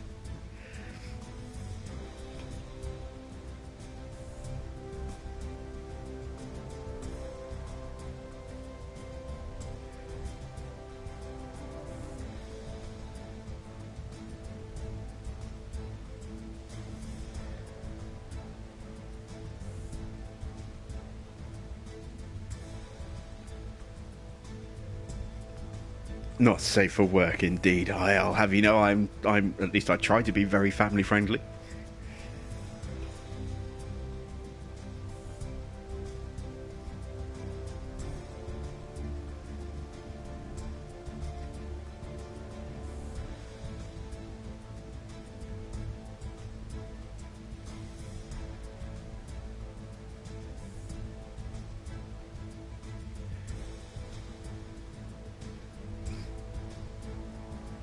Adam says there'll be a new gameplay trailer from Giants on the 20th of August. Yeah, that makes sense because it's right after Gamescom, or right at the beginning of Gamescom. Not actually sure when it falls this month. Let me Google that very quickly. Keep those votes coming in, by the way. It looks as though it's going to be Dragline, but there could be a late flurry for Aggregate. You never know.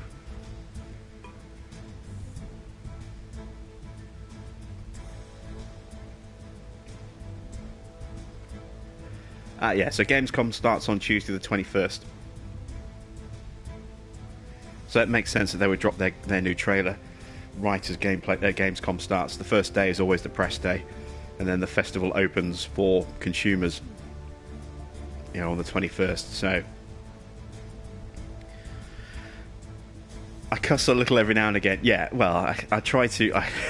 I swear like a trooper when I'm not recording. I try and limit that so that, you know, it's a reasonably family-friendly show. The odd little bit of swearing pops out from here and there, but I try and control myself.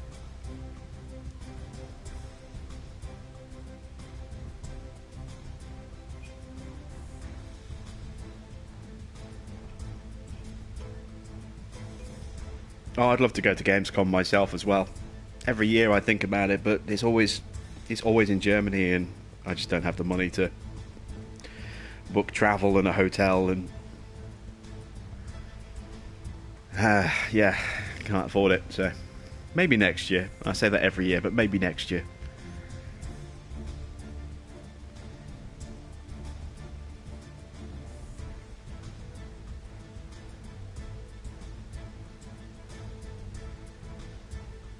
So it looks like everybody wants dragline, so we'll do dragline.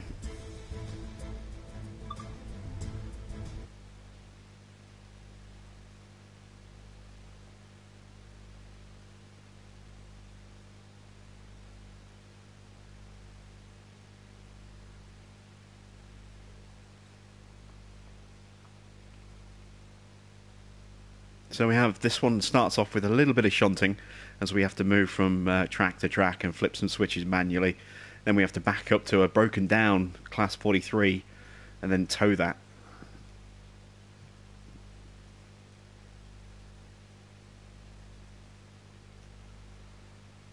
So that's the kind of basic premise synopsis for this mission that we're doing.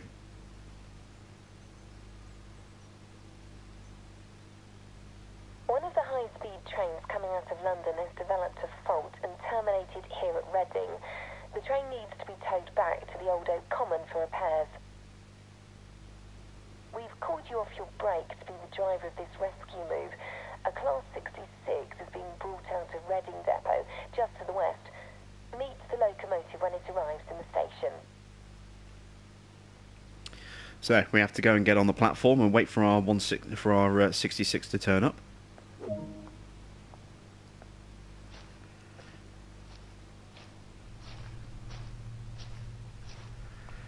I was thinking how cool it would be if these escalators worked, but how lazy would I have to be sitting down and still not want to move my virtual character and have the stairs move for me? That is just the ultimate height of laziness, that I can't even be bothered to virtually walk up a flight of stairs.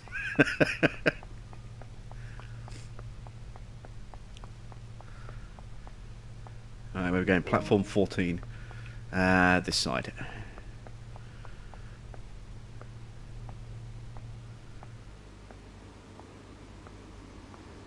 I hear something coming in. Is that our train? Nope, that's a 166 on the other line. Our train's not coming yet. Virtual stairs are a killer.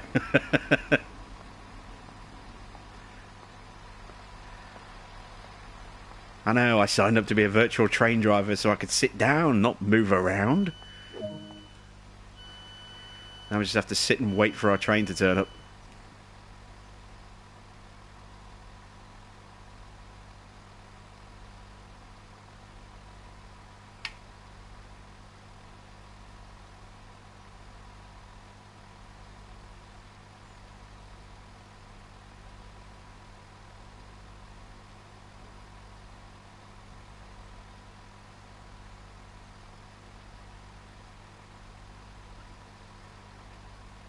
An elevator would be better. You can sit down if you bring a chair. Yeah, but then I have to carry the chair, which is effort. Plus, the elevators are never usually, in a convenient place. You've got to walk off to the side somewhere to get to the elevator, and then walk back from the elevator to where you were on the upstairs level. It's more convenient to just have an escalator. I can't believe we're debating virtual laziness here. Here comes our Class 166. Sorry, our Class 66. You can just see it pulling in at the end of the platform now.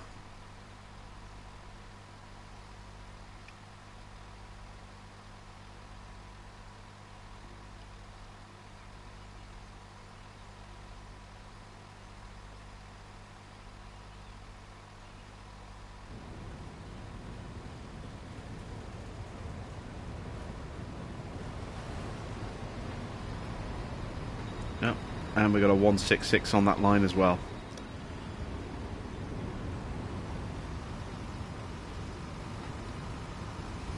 It's all go, isn't it? Trains coming, trains going, our engine turning up.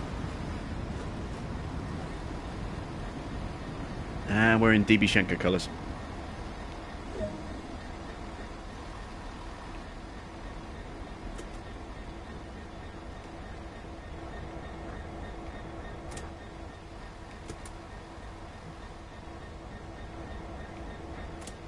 Okay. Thanks for helping us on this job. You need to get that locomotive over to the failed HST and hook it up. Head out to the Kennet Bridge Loop, and then you'll get a pass back into Reading Station.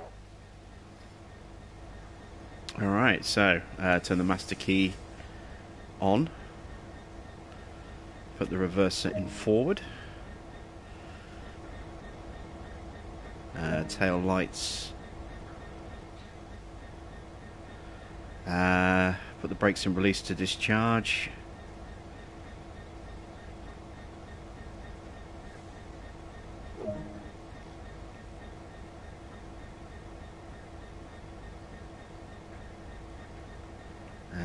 What now? Throttle to whatever position.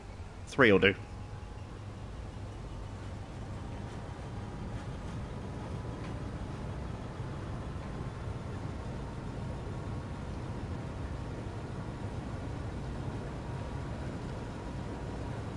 Must be fun to live stream and play and chat with people. Yeah, I enjoy it. I don't get to do it very often, but I do enjoy doing it. It's something a little bit different, you know, getting to interact with you guys on a real-time basis rather than putting an hour-long video out and then waiting for the comments to come in and responding to people that way.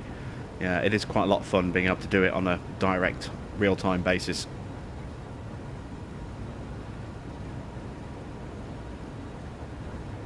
Ryan says he loves how detailed it is. The developers have done a good job. I agree. I think there is an awful lot of detail in this game, and they have done a very good job in putting it together.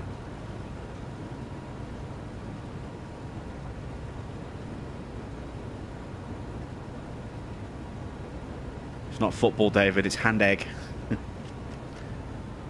We've discussed this.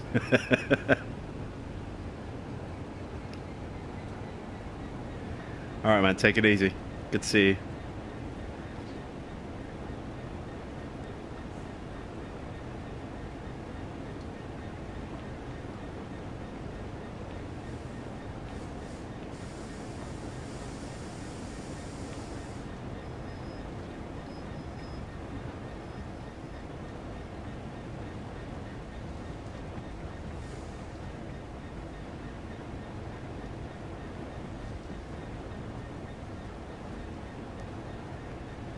Alright, so we've got a red light coming up.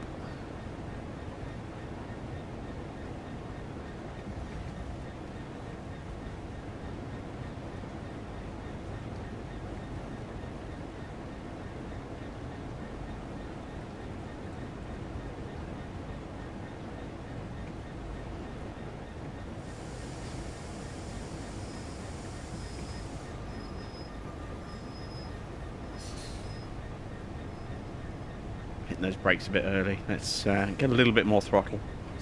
Just a little bit. Hi Devin, welcome to the stream.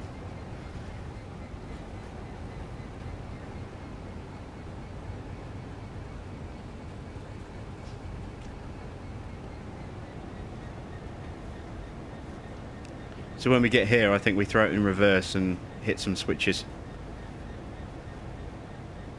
Unless we go forward across onto the other line and then cut back again. I honestly can't remember. It's been a while since I tried this challenge.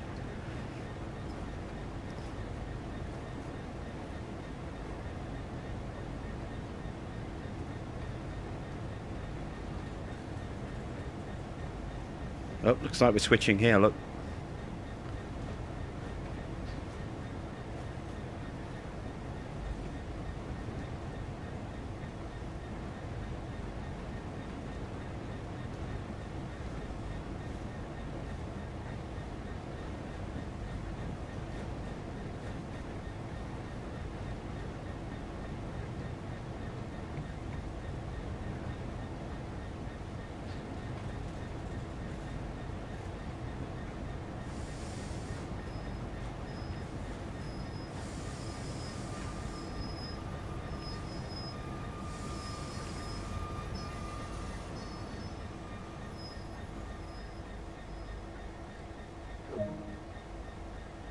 Okay.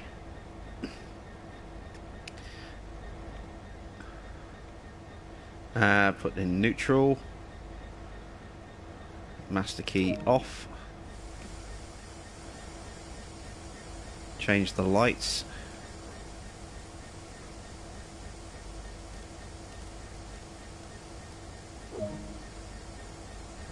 Now we need to go and sit in the other end of the train.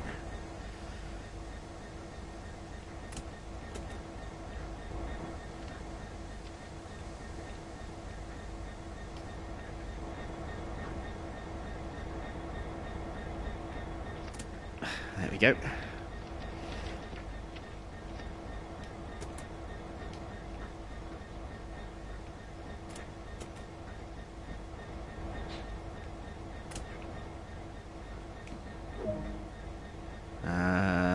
Master key. Put it in forwards. Change the lights.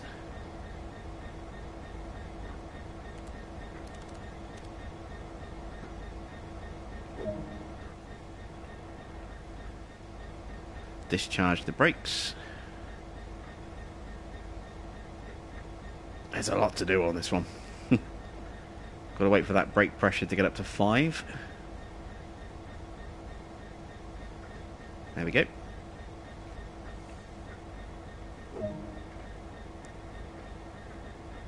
Wait for the signal.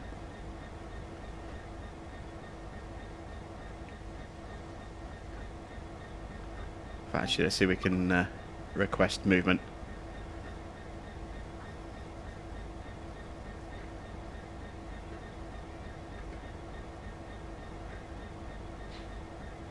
Can I switch from the menu, or do I have to get out and do it? You can actually do it from the cameras, in the external cameras, or you can actually do it from the map as well. So I can either do it this way by zooming into a switch and throwing the points that way, or I can use the free camera and do it that way.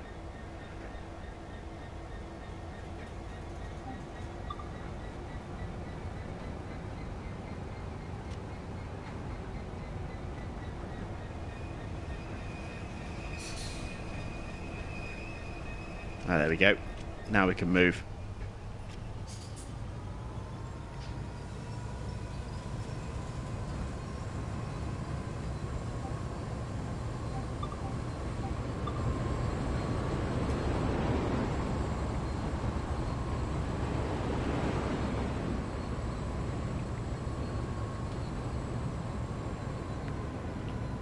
Oh, we're going way too fast.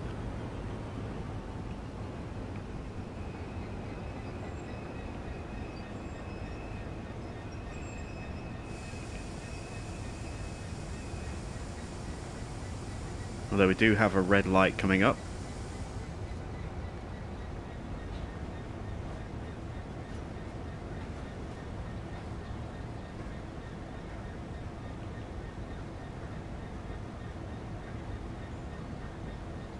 Yeah, you can see our signals are already set for us. We just have to, or at least our switch is already set for us.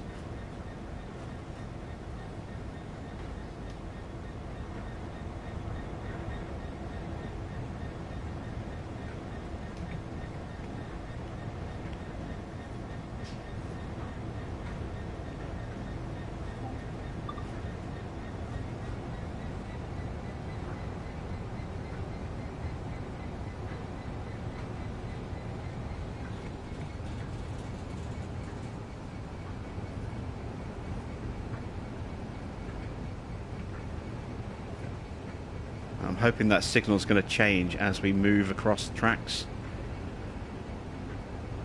Actually, no, we don't need to, because it's the same distance as where the train is that we're going to.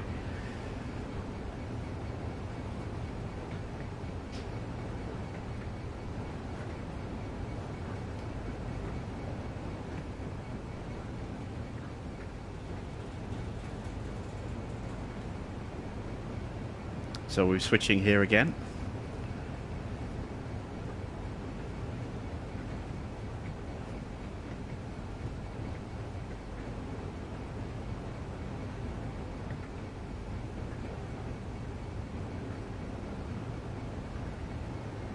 Kill the throttle.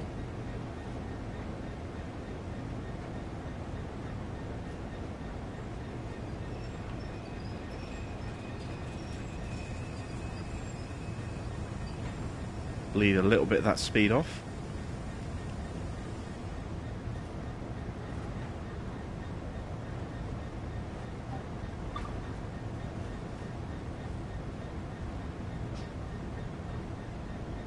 I don't think it's going to let us through. I think we are going to have to stop at this signal here.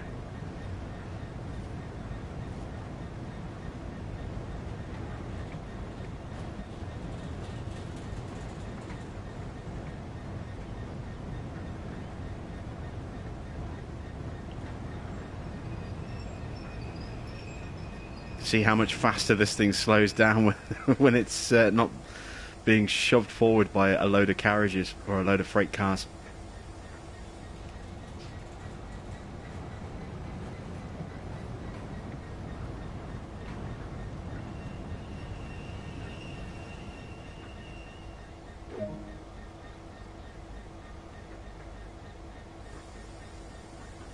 Right, now we can request proceed at restricted speed. I can do that.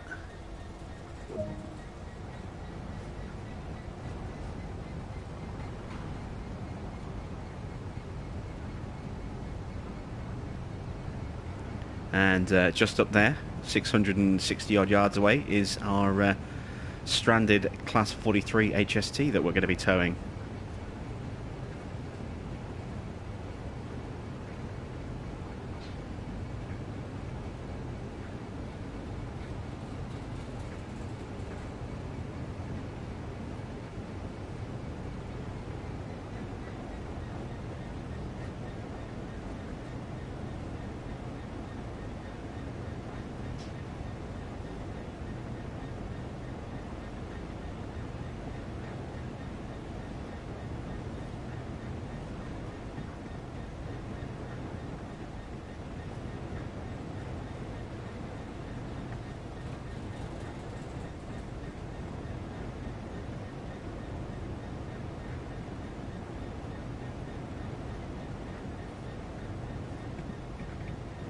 You can just see it coming into shot now.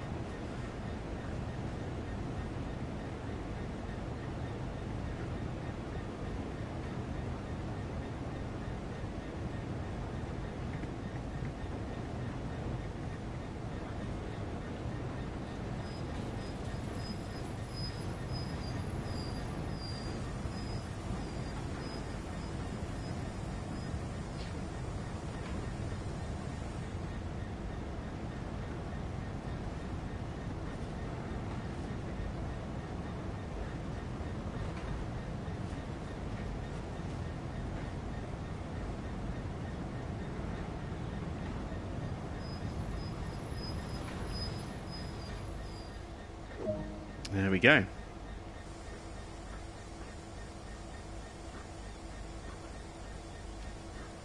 So we need to get inside.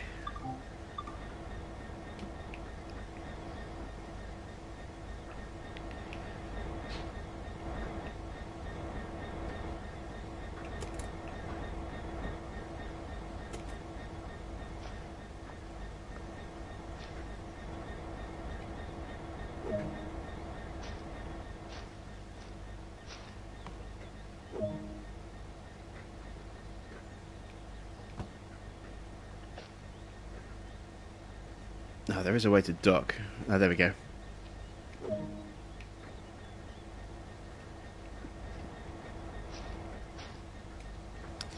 Now there are supposed to be steps. Oh, there's one. So you can climb back up.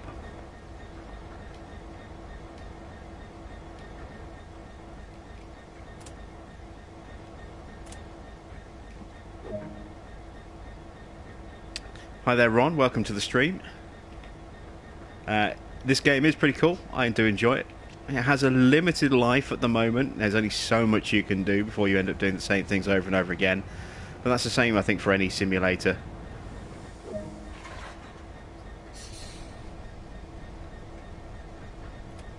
So put that in neutral. Master key off. Change the lights again.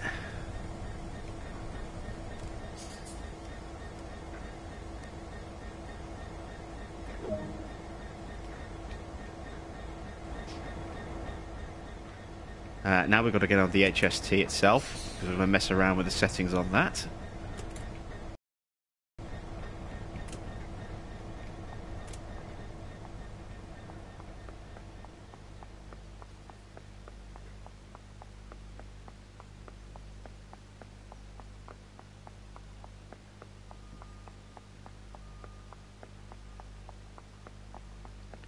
This is the problem with the HSTs, is they are long, so when you have to go from one end to the other, it's a lot of waiting and running around.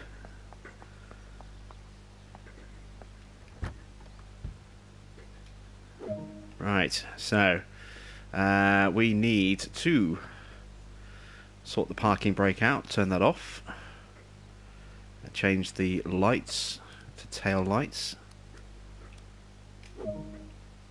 There we go.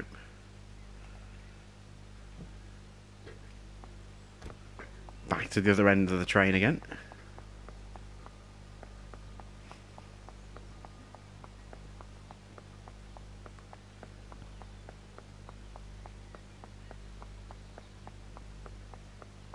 Well, thank you, Ron. I'm glad you appreciate the farming content I put out.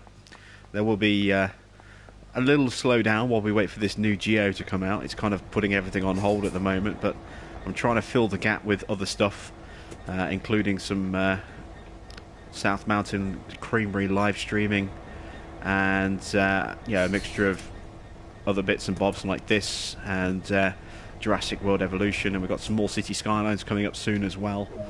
But as soon as the Geo comes out, I'll be able to really kick back into full swing with Low Note. Once signals give you clearance, you're good to head over to Old Oak Common.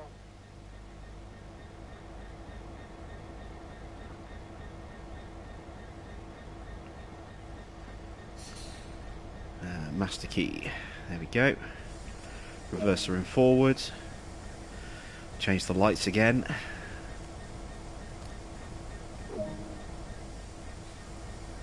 Brakes.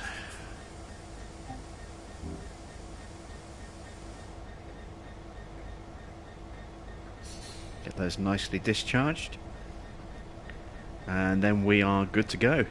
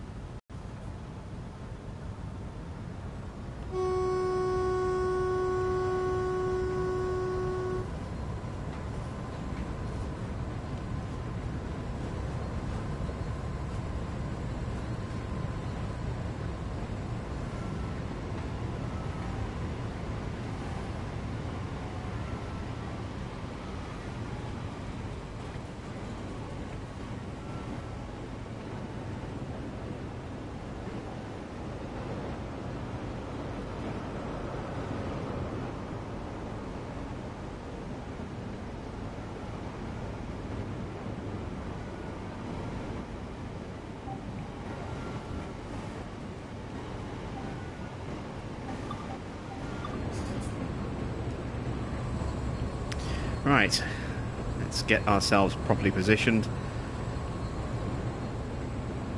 There we go. Now we can get this thing underway properly. So, we need to do 32 miles in... Ooh, we've got plenty of time. We've got just under an hour to get to Old Oak Common.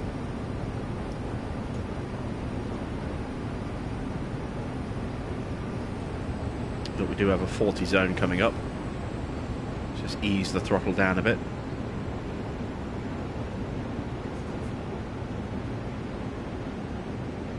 Jeremy says, can't wait until Farming Sim 19 comes out. Yeah, I think that's pretty much the same boat for everybody that enjoys the farming game. Really sort of eagerly waiting for the next one. There's still a lot of fun we can have with 17 though, so we've got something to keep us going over the next few months.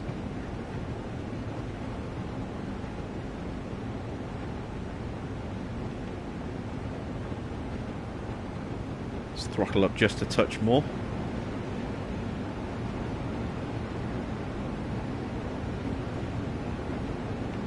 And now we can throttle up a lot more. 90 mile an hour speed limit on this stretch.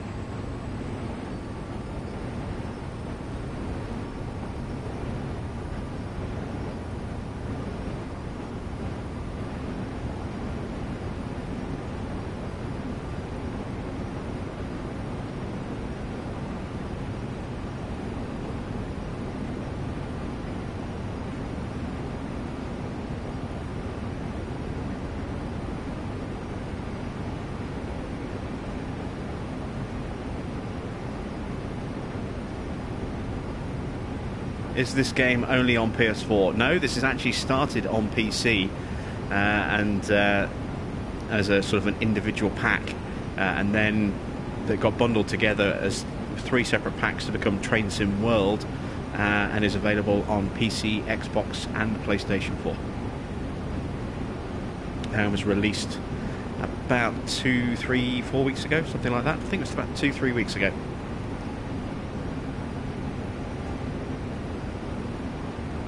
The 23rd of July, I think, was the release date.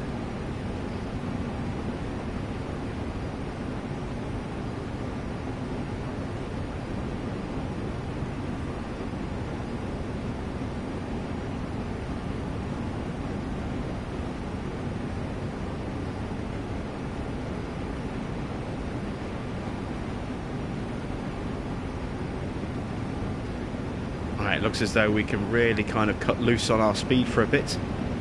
No worries about speed restrictions.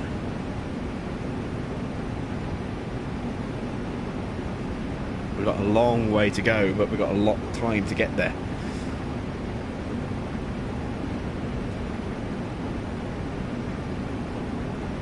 I just need to watch out for red lights, because that's what killed me on this game last time. Going through a red light way too fast. And cancelling my progress.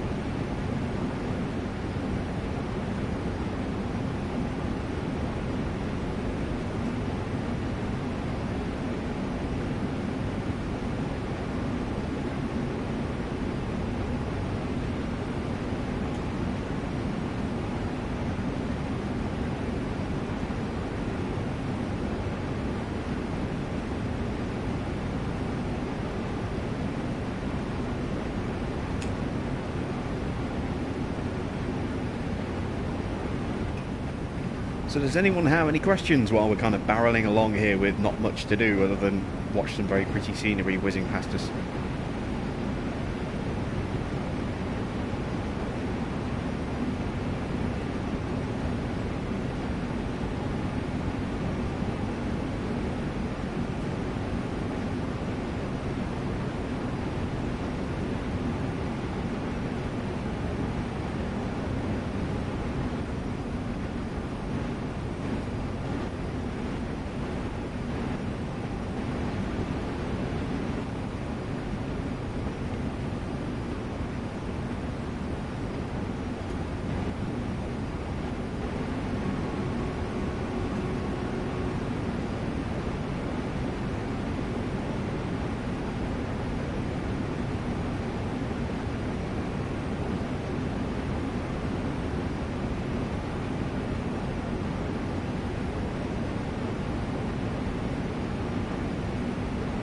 Any forestry on one of my maps on Farming Sim 17?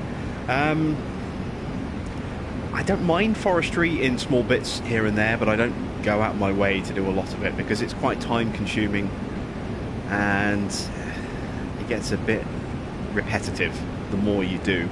So I do it in small bits here and there. I'm not doing, well, I have no plans to do any forestry at all on my Lone Oak series. I have done a little bit of forestry here and there on some of my other ones, but I don't go in for mass deforestation. Generally I'll just do a little bit here and a little bit there if I need to raise a bit of wood chips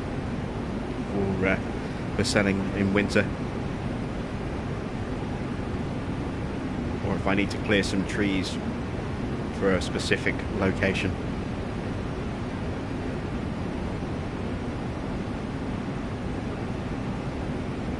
I did toy with the idea of doing a forestry only map in one of the FDR logging maps when they came out, but as I say, too much logging becomes very repetitive especially as a series. So that's why I didn't bother doing that in the end.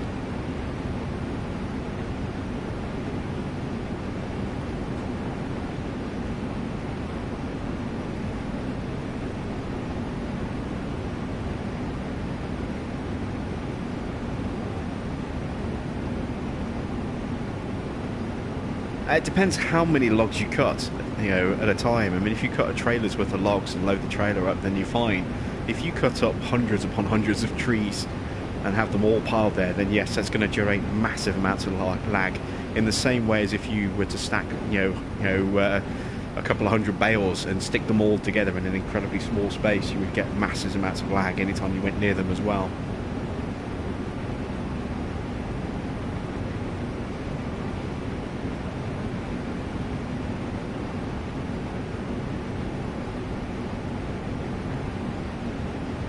Okay, we have a speed restriction coming up in just over 2 miles.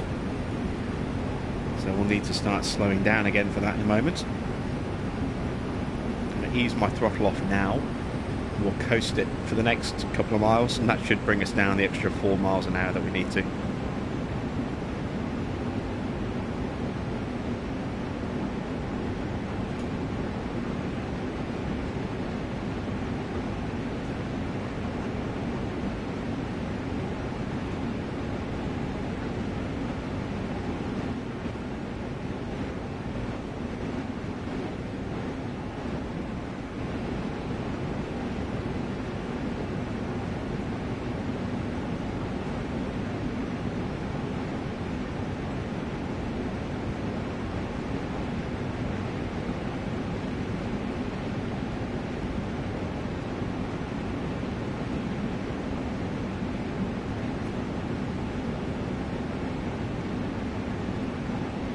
Also very wary that we might be getting a red very soon, so I'm keeping my finger very close to the brake. I always get nervous when we're doing speeds of 70 or above, because it takes so long to slow a train down like this. I mean, the weight of an HST is quite considerable.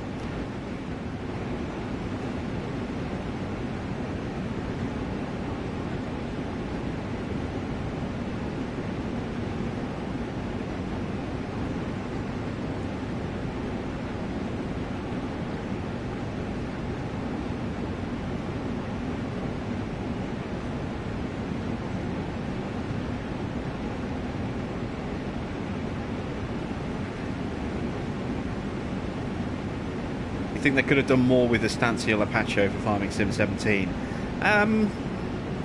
Yeah, it wasn't the most detailed of maps that they came out with. It's getting an overhaul for Farming Sim 19 because it's going to be included as one of the 3 base game maps. It'll be interesting to see how much of an overhaul it gets, whether it just gets a little bit of a refresh or if it comes in for a major overhaul. I think it's more likely to get just a little bit of a touch-up rather than added into that map. May even get a change of field configuration, you never know.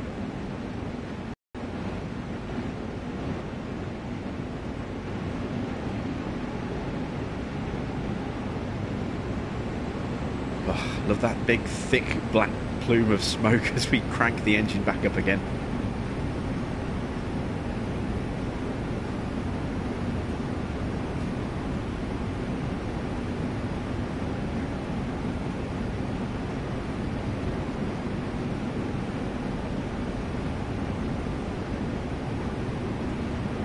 ...20 miles to go, so we've done, what, 10 miles or so, 12 miles. We are making very good time, actually.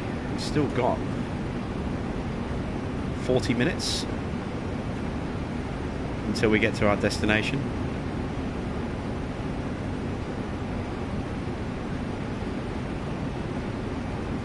So as long as we don't get any major hurdles in front of us speed-wise or signal-wise, then we could make some very good progress on this indeed.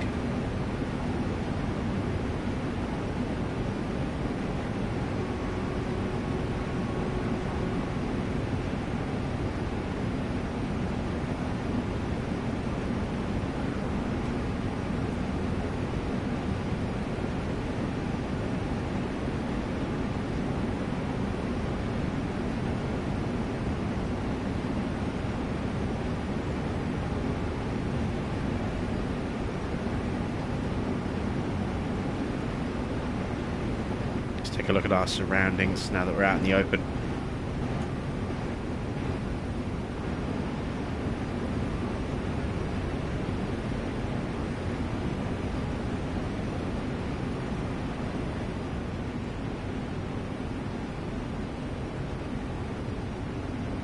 I do like the way you can see, you know, the town kind of bleed away and the countryside roll in as you progress through from one location to the next.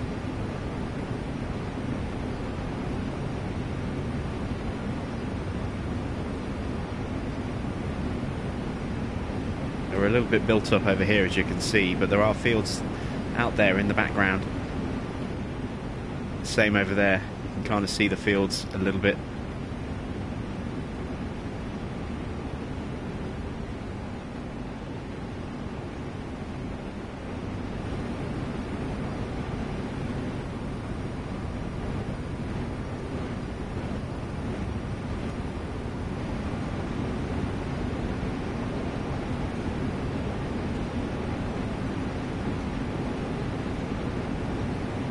Ease the throttle down again. We've got another speed reduction coming up in a moment.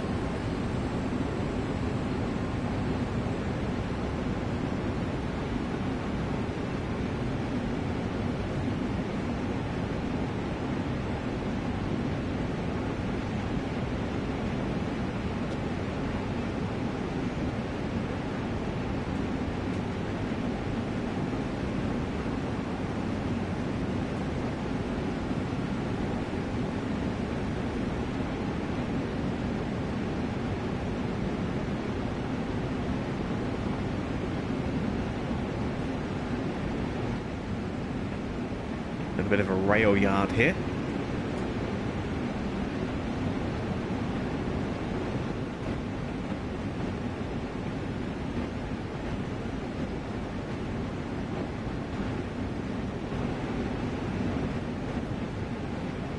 Still not getting any slowdown signals, which is good.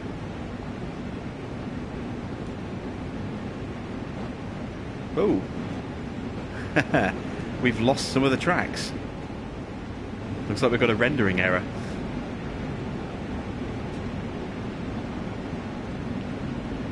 Well, that was weird. Oh, we are going way too fast. When did that happen?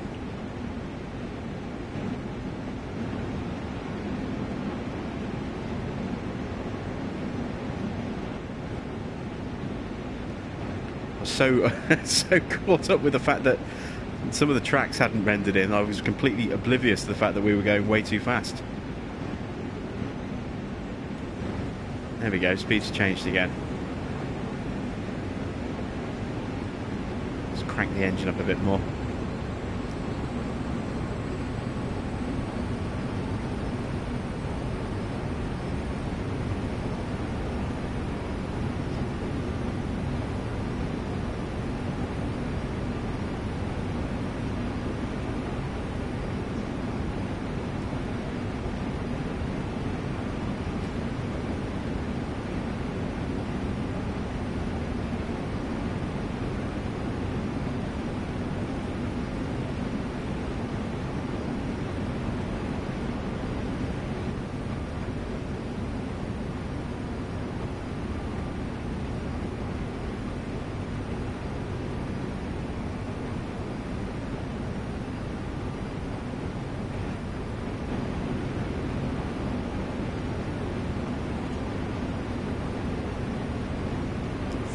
Miles out now. Still got plenty of time.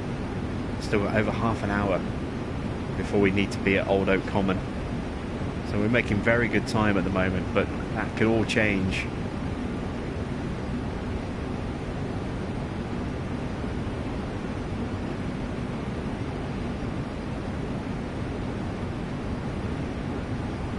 It all depends on the speed restrictions we'll get as we get closer to our target.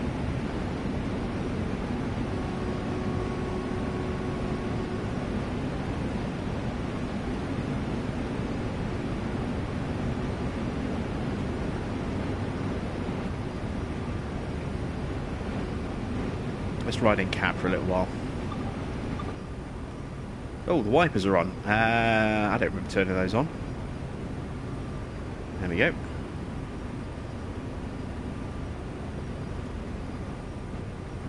No, that's just slowing them down. That speeds them up. I need my keyboard, I think. Oh no, that's the engine starter button. Was it V? There we go. Was it Shift V? Yes. There we go. Wipers off.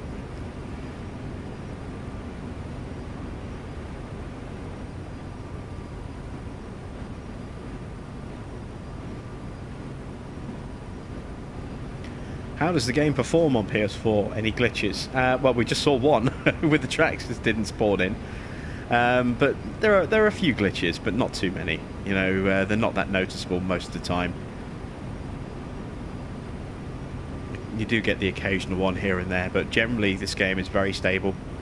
It runs very well. But again, I always have to add the caveat that I play on a PS4 Pro, not a standard PS4, so performance between the two systems may vary slightly.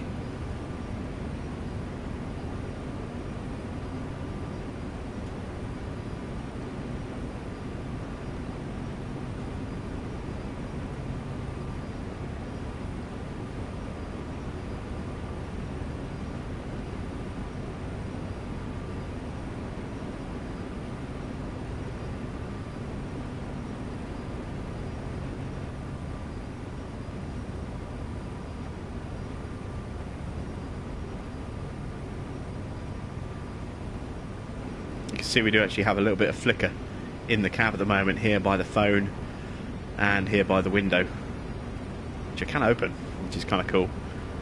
Get some fresh air in the cab.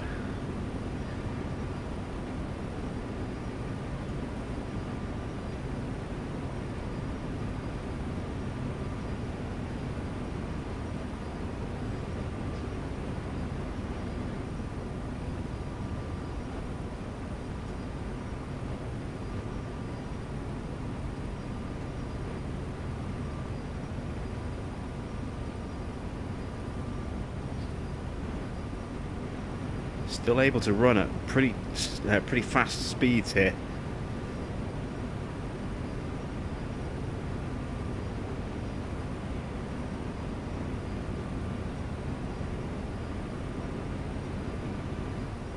Ah, there we go. There's a yellow. I'm going to start braking because I'm... Oh, it's changed to green again. But I think we might have our first red signal coming up, so I'm going to actually apply the brakes just because I'm a little wary of what might be coming up. I'll slow her down a little bit. We're making plenty of good time, so we've got less than 10 miles to go and half an hour to do it. So I'm going to ease the speed back down to around about 60, I think.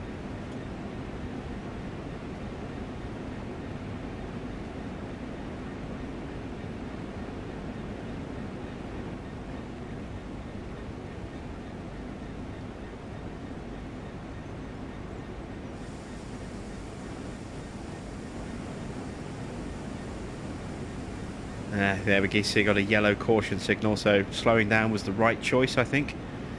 I was going to buy an Xbox One X for Train Sim World, but luckily it came on PS4. Yeah, there aren't many games that come out, you know, exclusively on one console when they're being converted from PC. Generally, they tend to be the other way round. There'll be a console exclusive that then gets transferred over to PC, rather than the other way around. But it doesn't mean it never happens. It does happen from time to time. But most games, you know, they try and release on all systems, you know, to maximise their income and their potential audience. Especially when it's a game with a niche market like this as well.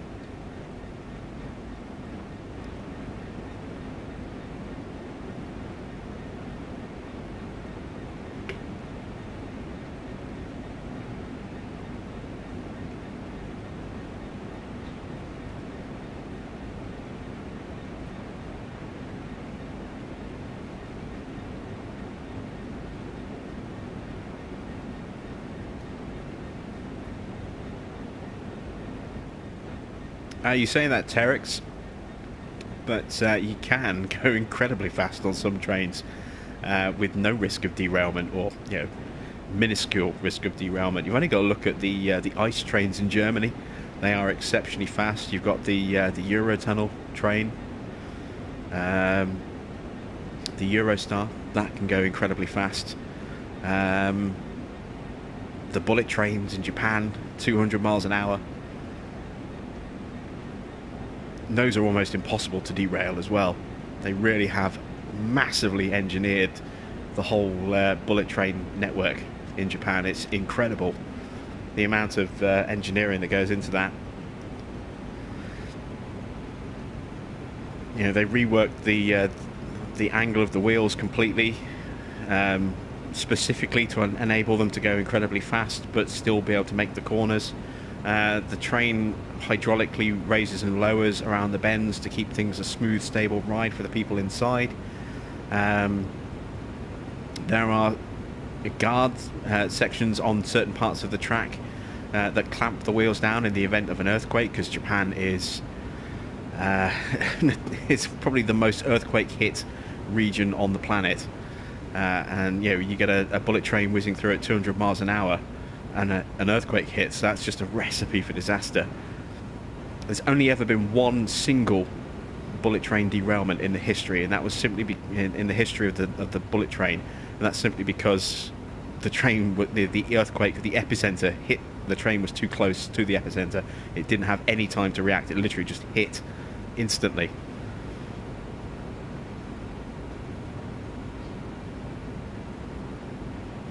But Japan has got the most advanced early warning detection system for earthquakes in the world, because of their bullet train network. It's absolutely incredible the amount of engineering that's gone into it.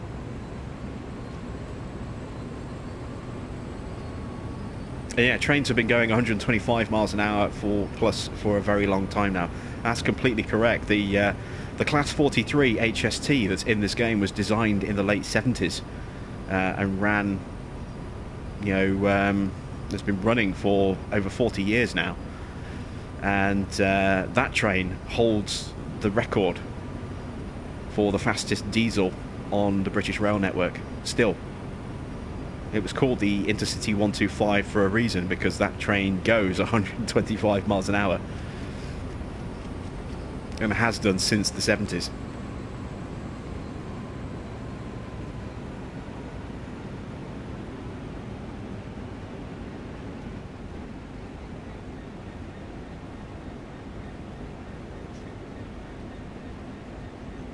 Right, we're getting to the point where I failed it last time, so I'm going to start slowing down.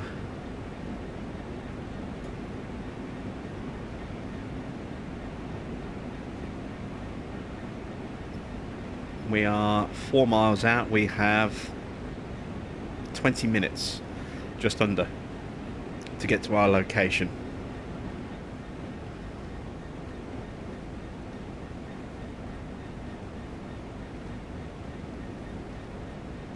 I've got a speed increase coming up, or an 80 mile an hour zone coming up in a second, but I want to see what happens when I get through this yellow light first. Yeah, a red light, that's what I was waiting for.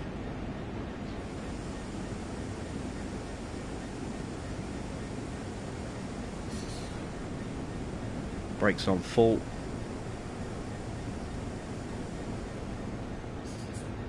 And I can release them.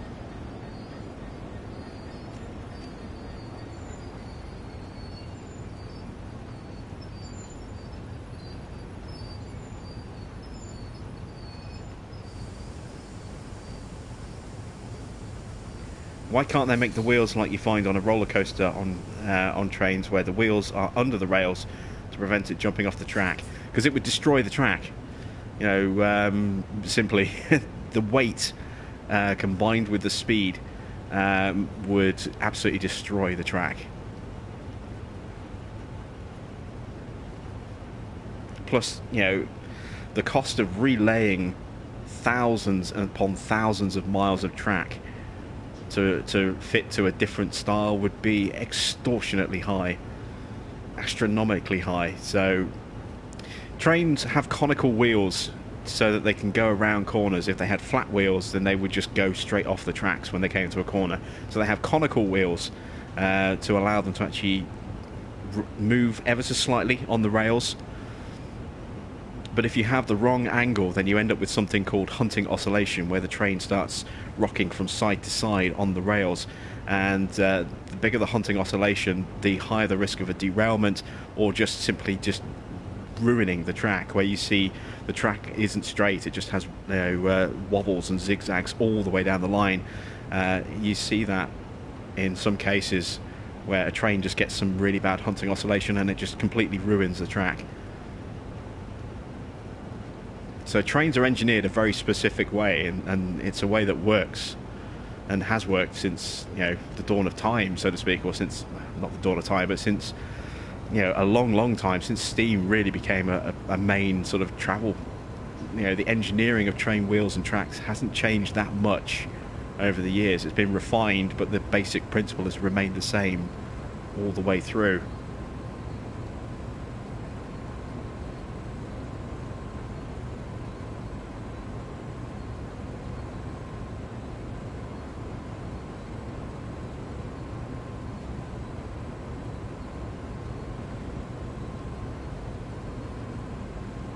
Johnny, best advice I can give you is to just keep an eye on the store, for flash sales and things like that.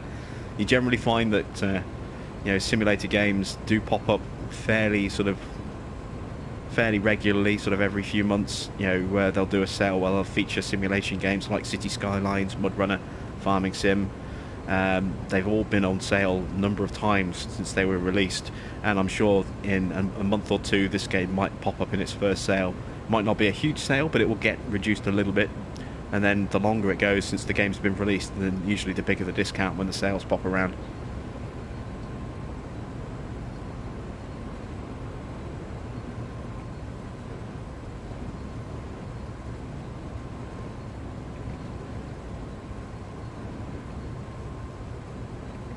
Oh yeah, you could try eBay, or you could also try your local retailer, see if they've got any second-hand copies.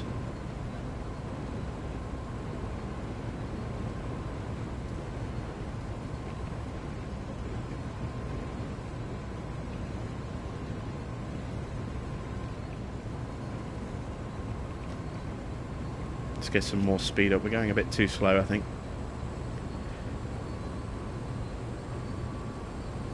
We've still got just over 20 minutes to get to where we need to go. We're 2.5 miles out, so time is not a major factor, but even so, let's get a little bit more speed.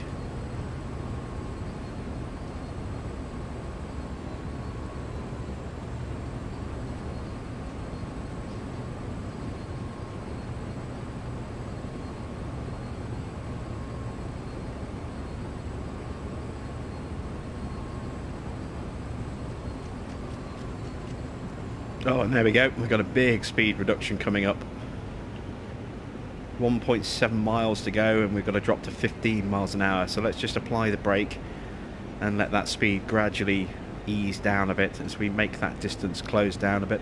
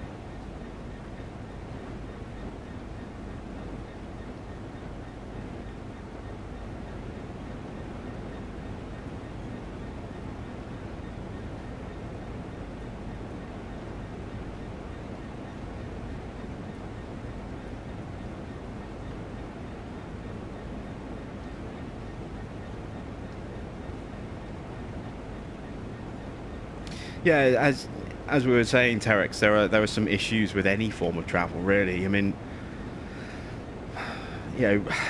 a bus could crash, a train could derail, a plane could fall out of the sky. There's an inherent risk with any form of travel. Hell, even walking, you could get hit by a car. Any form of transport, there is an inherent risk in the background. Generally it's incredibly safe, and trains are no different from that. But accidents do happen. You do have these tragic events that happen from time to time, but usually they're pretty few and far between. They're pretty rare occurrences.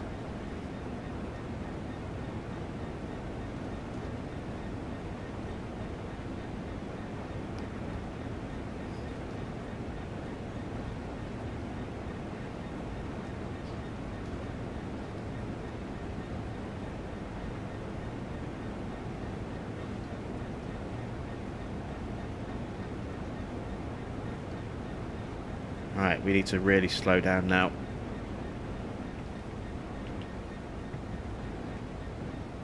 Let's get the direct brake on. Oh, look at that. We're making great time. We're 20 minutes away from our arrival time.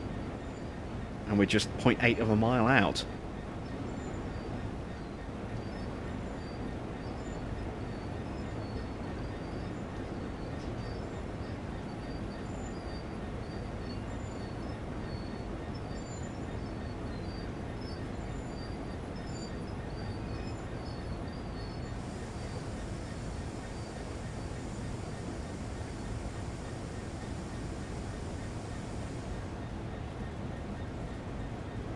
So nothing left to do now but just coasting at 15 miles an hour to our stopping point, which is about 1,000 meters away, 1,000 yards, sorry.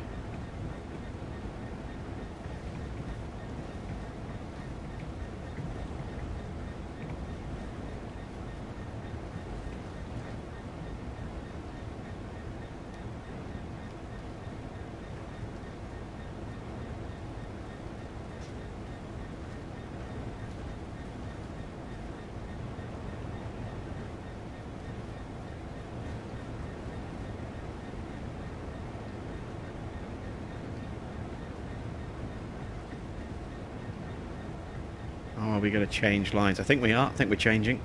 Yeah, switches are pointed across. And changing again.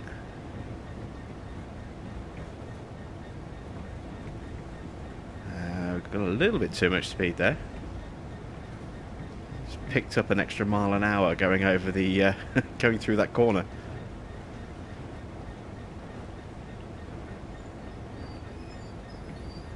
Just scrub that off.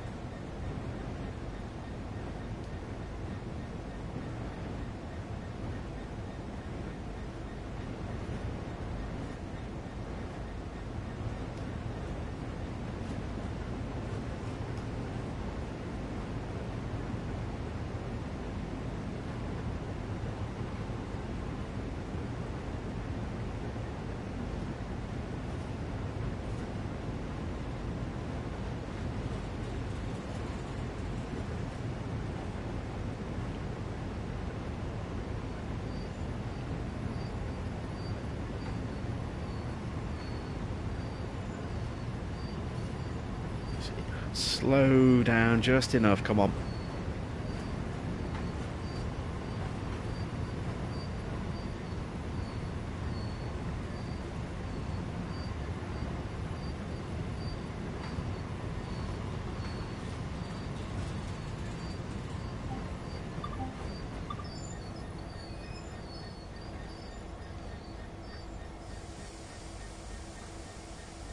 There we go. Wait until 10:15.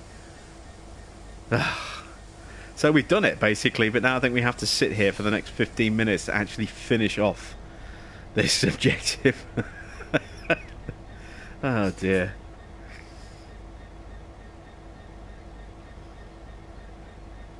We really did arrive way ahead of schedule.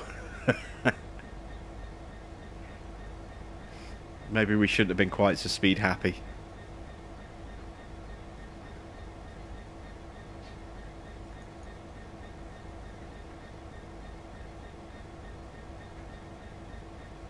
I don't do sub to sub or sub for sub. Yeah, I mean, if you want to sub to me, then please, by all means, do so. I mean, I want people who enjoy my content and like watching my videos to sub to me, but, you know, going out and effectively buying subs by, you know, subbing to a channel I've never even seen before, it's not something I'm interested in doing. I mean, I'll check out your channel, and if I like your content, then I'll throw you a sub. But, you know, I want the sub decision to be mine. I don't want it to just be made for me, if that makes sense.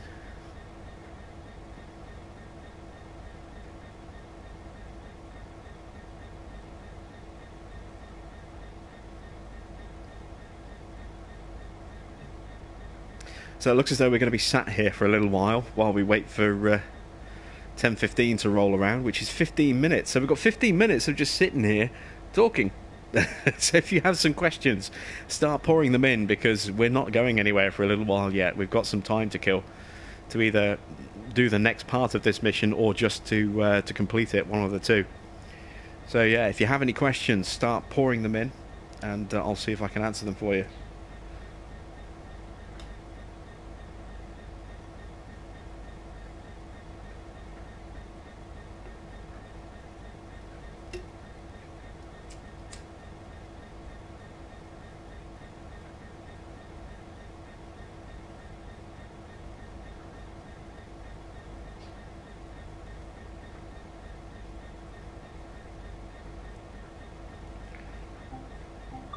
Let's open up the free camera and start looking around.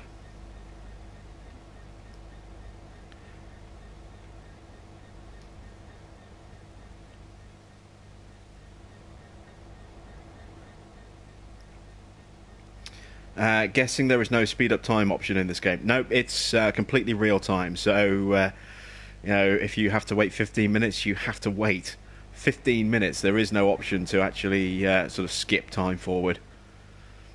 I get the feeling it's going to either ask us to pull forward to a new location, or it's going to ask us to walk to somewhere. And I'm just looking to see if there's like a porter cabin or something nearby, because usually it asks you to walk to like a truck or a cabin or something.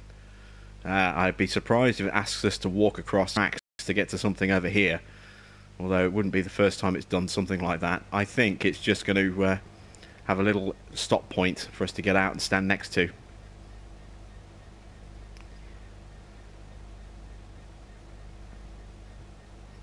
Any tips for live streaming? I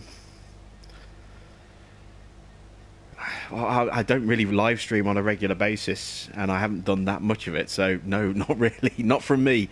You'd probably be better off asking someone who's live streams all the time. I'm still kind of finding my feet with live streaming.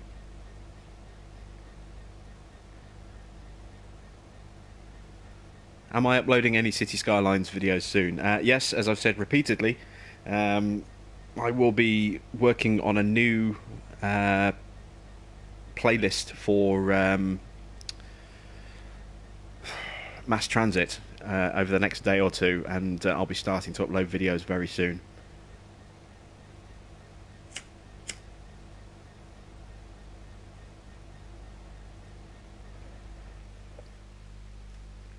Let's have another explore down here.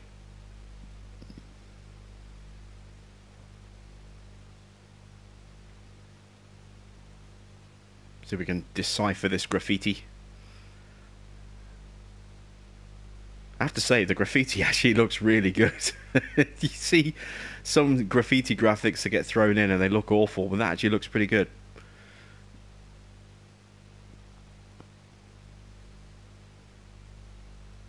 What is further down the line?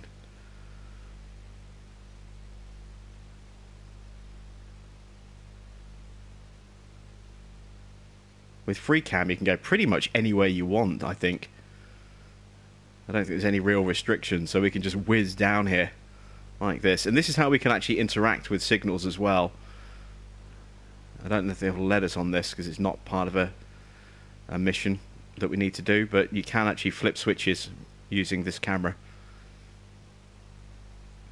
Is the game set on real locations? Yes, it is. It is based on genuine stretches of railway line, but they are compressed a little bit So it's not like in the same way that they do with ETS and ATS. Those games are based on genuine locations, but they do squash things down a little bit.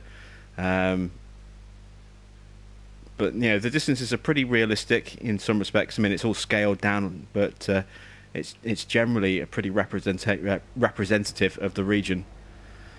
At least in the UK, I can't speak for America or Germany because I haven't been to either of those two networks outside of the game, so I really couldn't say about those. But the UK network is pretty accurate.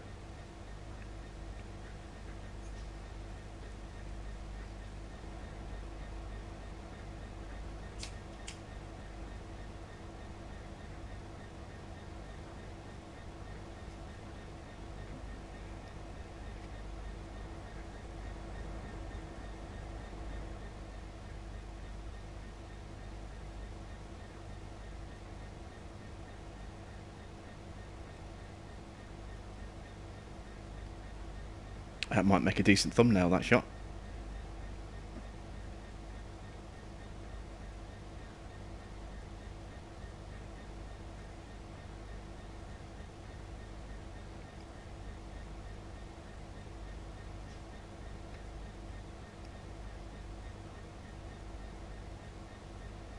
Yeah, this is a little bit different because American Truck Simulator and Euro Truck Simulator have countries that they have to scale down and not have insanely large distances.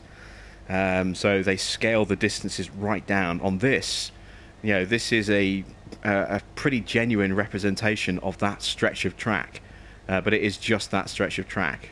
So it runs from here, and you can see where all the different lines sort of go off in different directions that we can't actually access. We just have from here all the way down through here. Again, you can see other routes coming in from there, and we follow the line. Another side route there. These are all little small stations.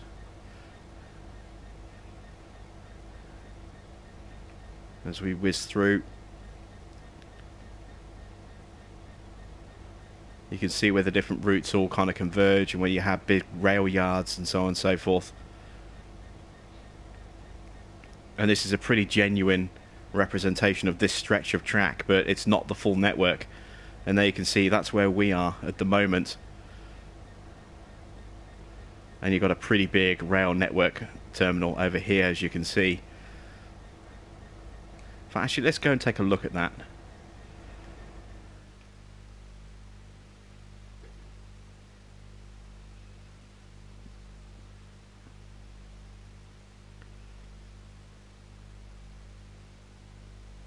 So we kind of drove past this on the way in, but we've got a nice little rail hub over here. Quite a busy little engine yard. Lots of engine sheds. I wonder if there's any trains in them. Doesn't look like it, but we've got a nice sort of depot just here.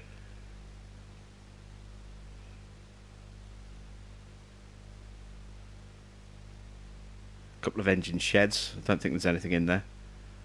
Can't see through the windows. And then again, we've got some long sidings with stop buffers down this end as well. So this is this is this section here of this rail yard, and then obviously we've got some more on this side here, and it all kind of goes off there.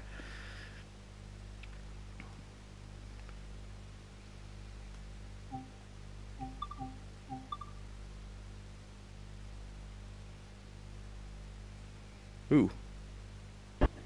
Ah, no, it's just teleported us back. I thought the game had crashed for a second then. I was a bit panicky. But it just teleported us all the way back to our train.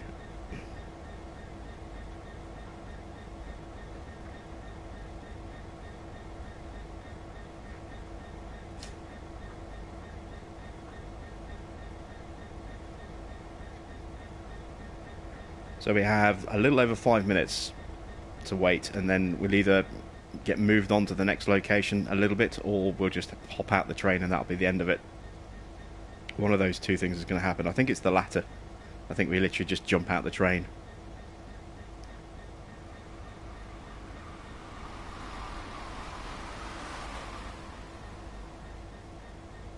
166 DMU whizzing through there.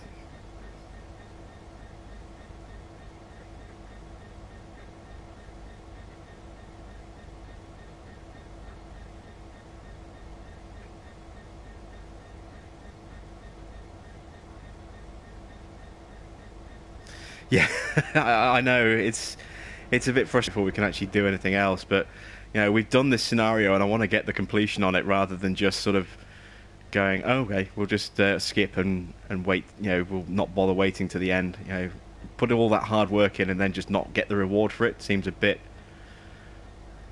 of a shame.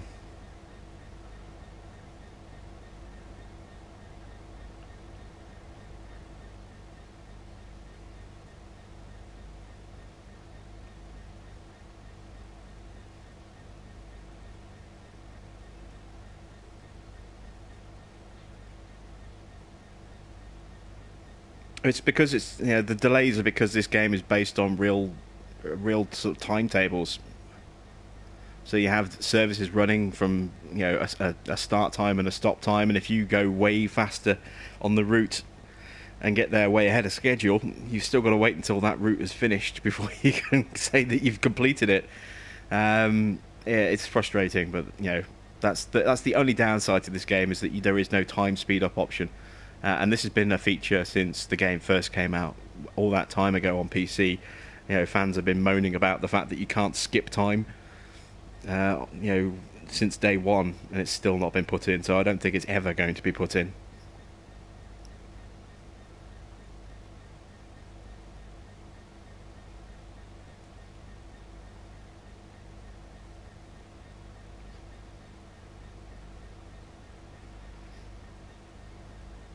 Yeah, that update was great. I mean, for the Valley of the Old Farm, adding the opening and closing of the front farm gates was not really that big a deal, but the big thing was fixing the the big things for scenery.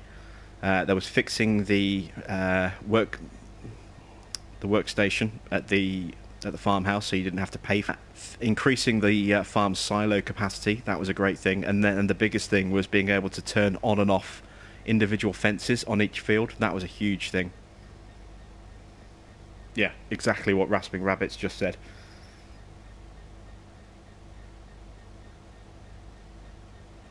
That for me was the main bonus of that update, was the ability to remove the fences on each individual grass field, so that you could then plough fields together and come up with really, really big tranches of land that were easier to work.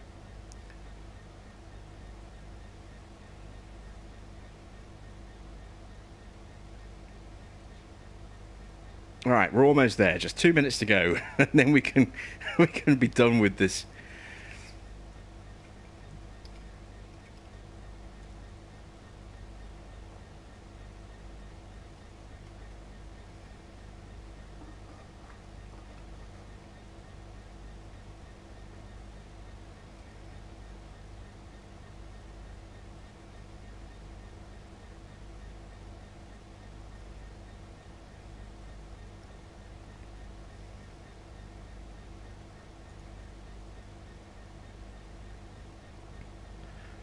Ah, dear, oh dear. Come on, time. You know what they say? A watched pot never boils. It's the same with a clock. You know, staring at the clock just seems to make it go slower. It doesn't speed it up. I mean, it wouldn't do, obviously, but it just time seems to drag so much when you're just waiting for things like this.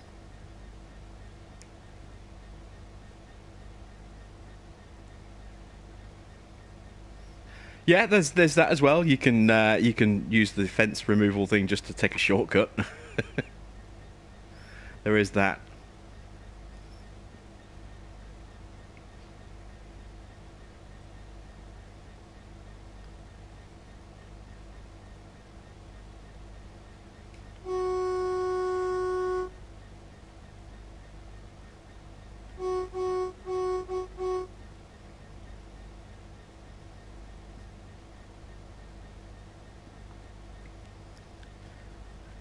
Ah, we're getting close to a 10-second countdown.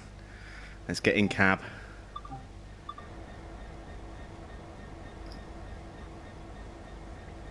I bet it's literally going to be step outside the cab, walk 2 feet, and then that's it, done. And we've had to sit here and wait nearly 20 minutes for that. There we go, look, objective complete. We literally just had to sit here and wait. Oh no, we have got to head backwards, look.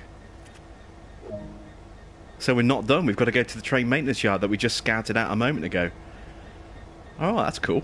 Alright, let's go external. I want to make sure I can see what I'm doing here. Rear camera.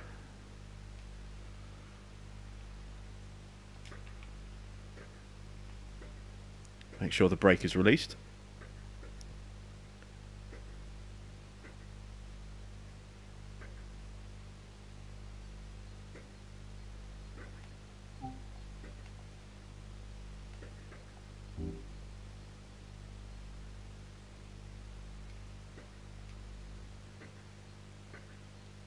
Why am I not moving?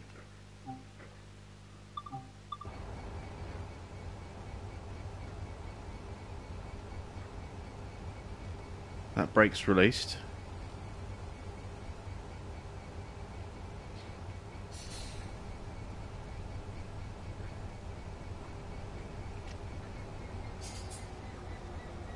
Reverse is in reverse.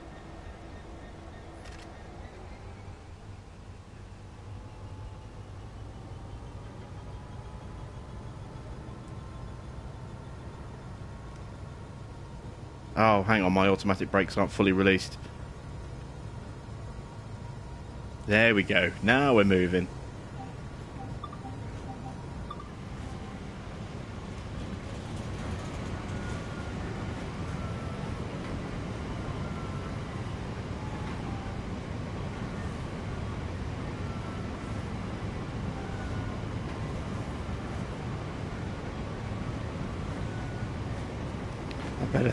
Better check, actually.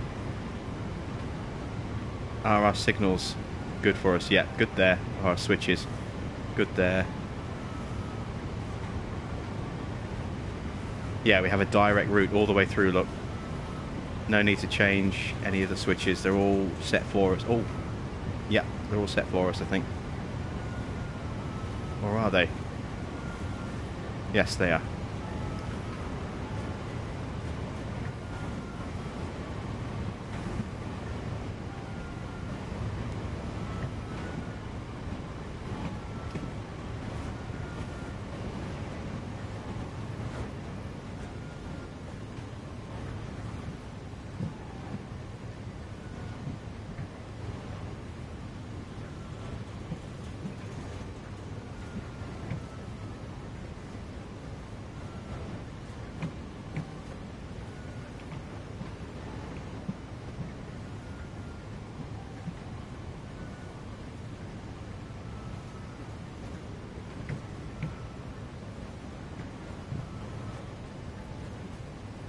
When you say you just started to play on the new map on Xbox, you're talking about the new map from Ray Keinstus, Upper Lusatia. That's a really nice map.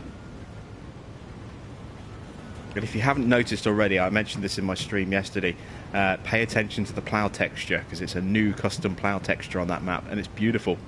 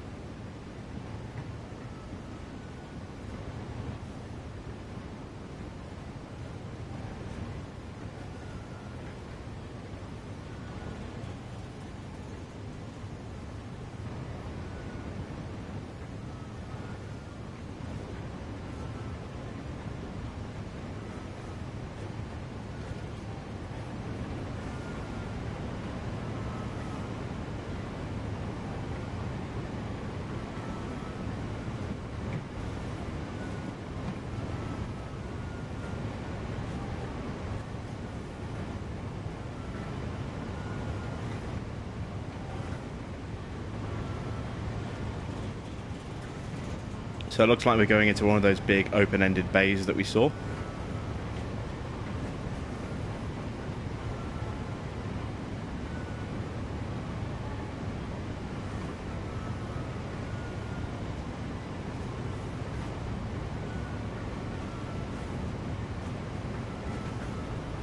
wonder if we have to uncouple and then park the Class 66 somewhere else as well.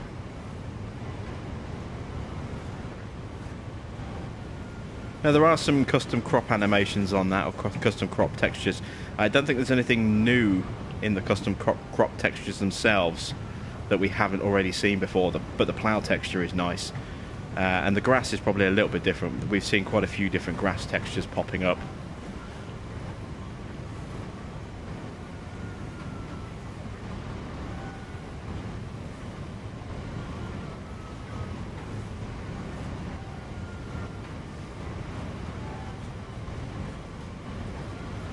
Trying to bleed that speed off because we were going a little bit too fast.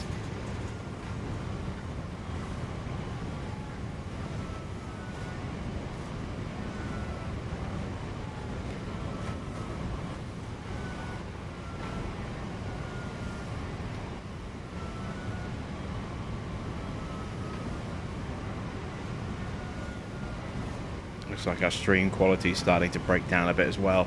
This is going to be the last mission that we do tonight. We've been going for, wow, about 3 hours now. I didn't realise we'd gone that long already. So I think once we park up, that's probably going to be it for the night.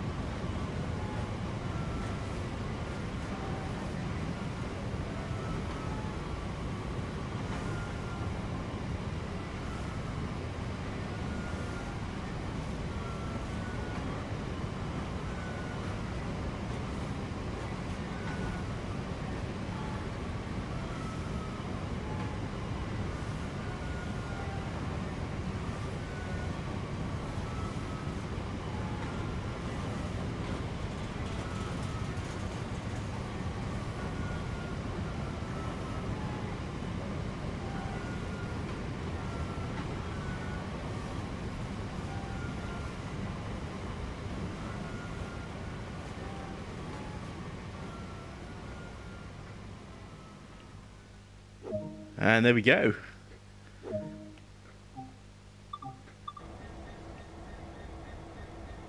Put the reverser into neutral.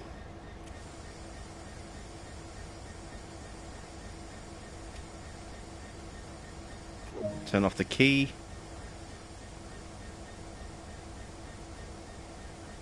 Lights off. Thanks for all your help with this unusual move today. And there we go, that's it, we're done. We had to sit and wait for 15 plus minutes to get that last little bit done, but we got it done. So, congratulations to everyone who managed to stick that out, because I know that did get a little bit boring. But we are done, we have completed the objective. And with that, we're going to call it a night. As I say, we've actually been streaming for about 3 hours, if not slightly more than that. And I didn't realise we've been going that long. So thank you to everyone who stuck with me all the way through tonight. It's much appreciated. Always great to have a little bit of company. And I will be back with some more stuff. And I say stuff because I'm not sure what I'm going to be streaming next. Probably a bit more South Mountain Creamery will be the next live stream that I do. But there'll be some more Jurassic World out tomorrow. That'll be released late afternoon UK time, so early morning to sort of lunchtime in America, depending on your time zone. And then, you know, we'll start looking at getting some City Skylines out next week as well, along with some more Jurassic World, and hopefully we'll be able to get another episode of Lone Oak out while we're still waiting for that Geo. I kind of having to put that series on hold a little bit until that Geo comes out, because I need that installed before winter starts, or before winter finishes, because it could theoretically completely disrupt all my planting plans and my seeding plans. So I want to get that installed and see what that does before I actually carry on the series on that one. So yeah, keep an eye out for those videos that are coming over the next few days, and I'll be back at sooner with some more live streaming. So until then, thanks for watching. I am Jim Bob, and I'll be back with some more videos very soon.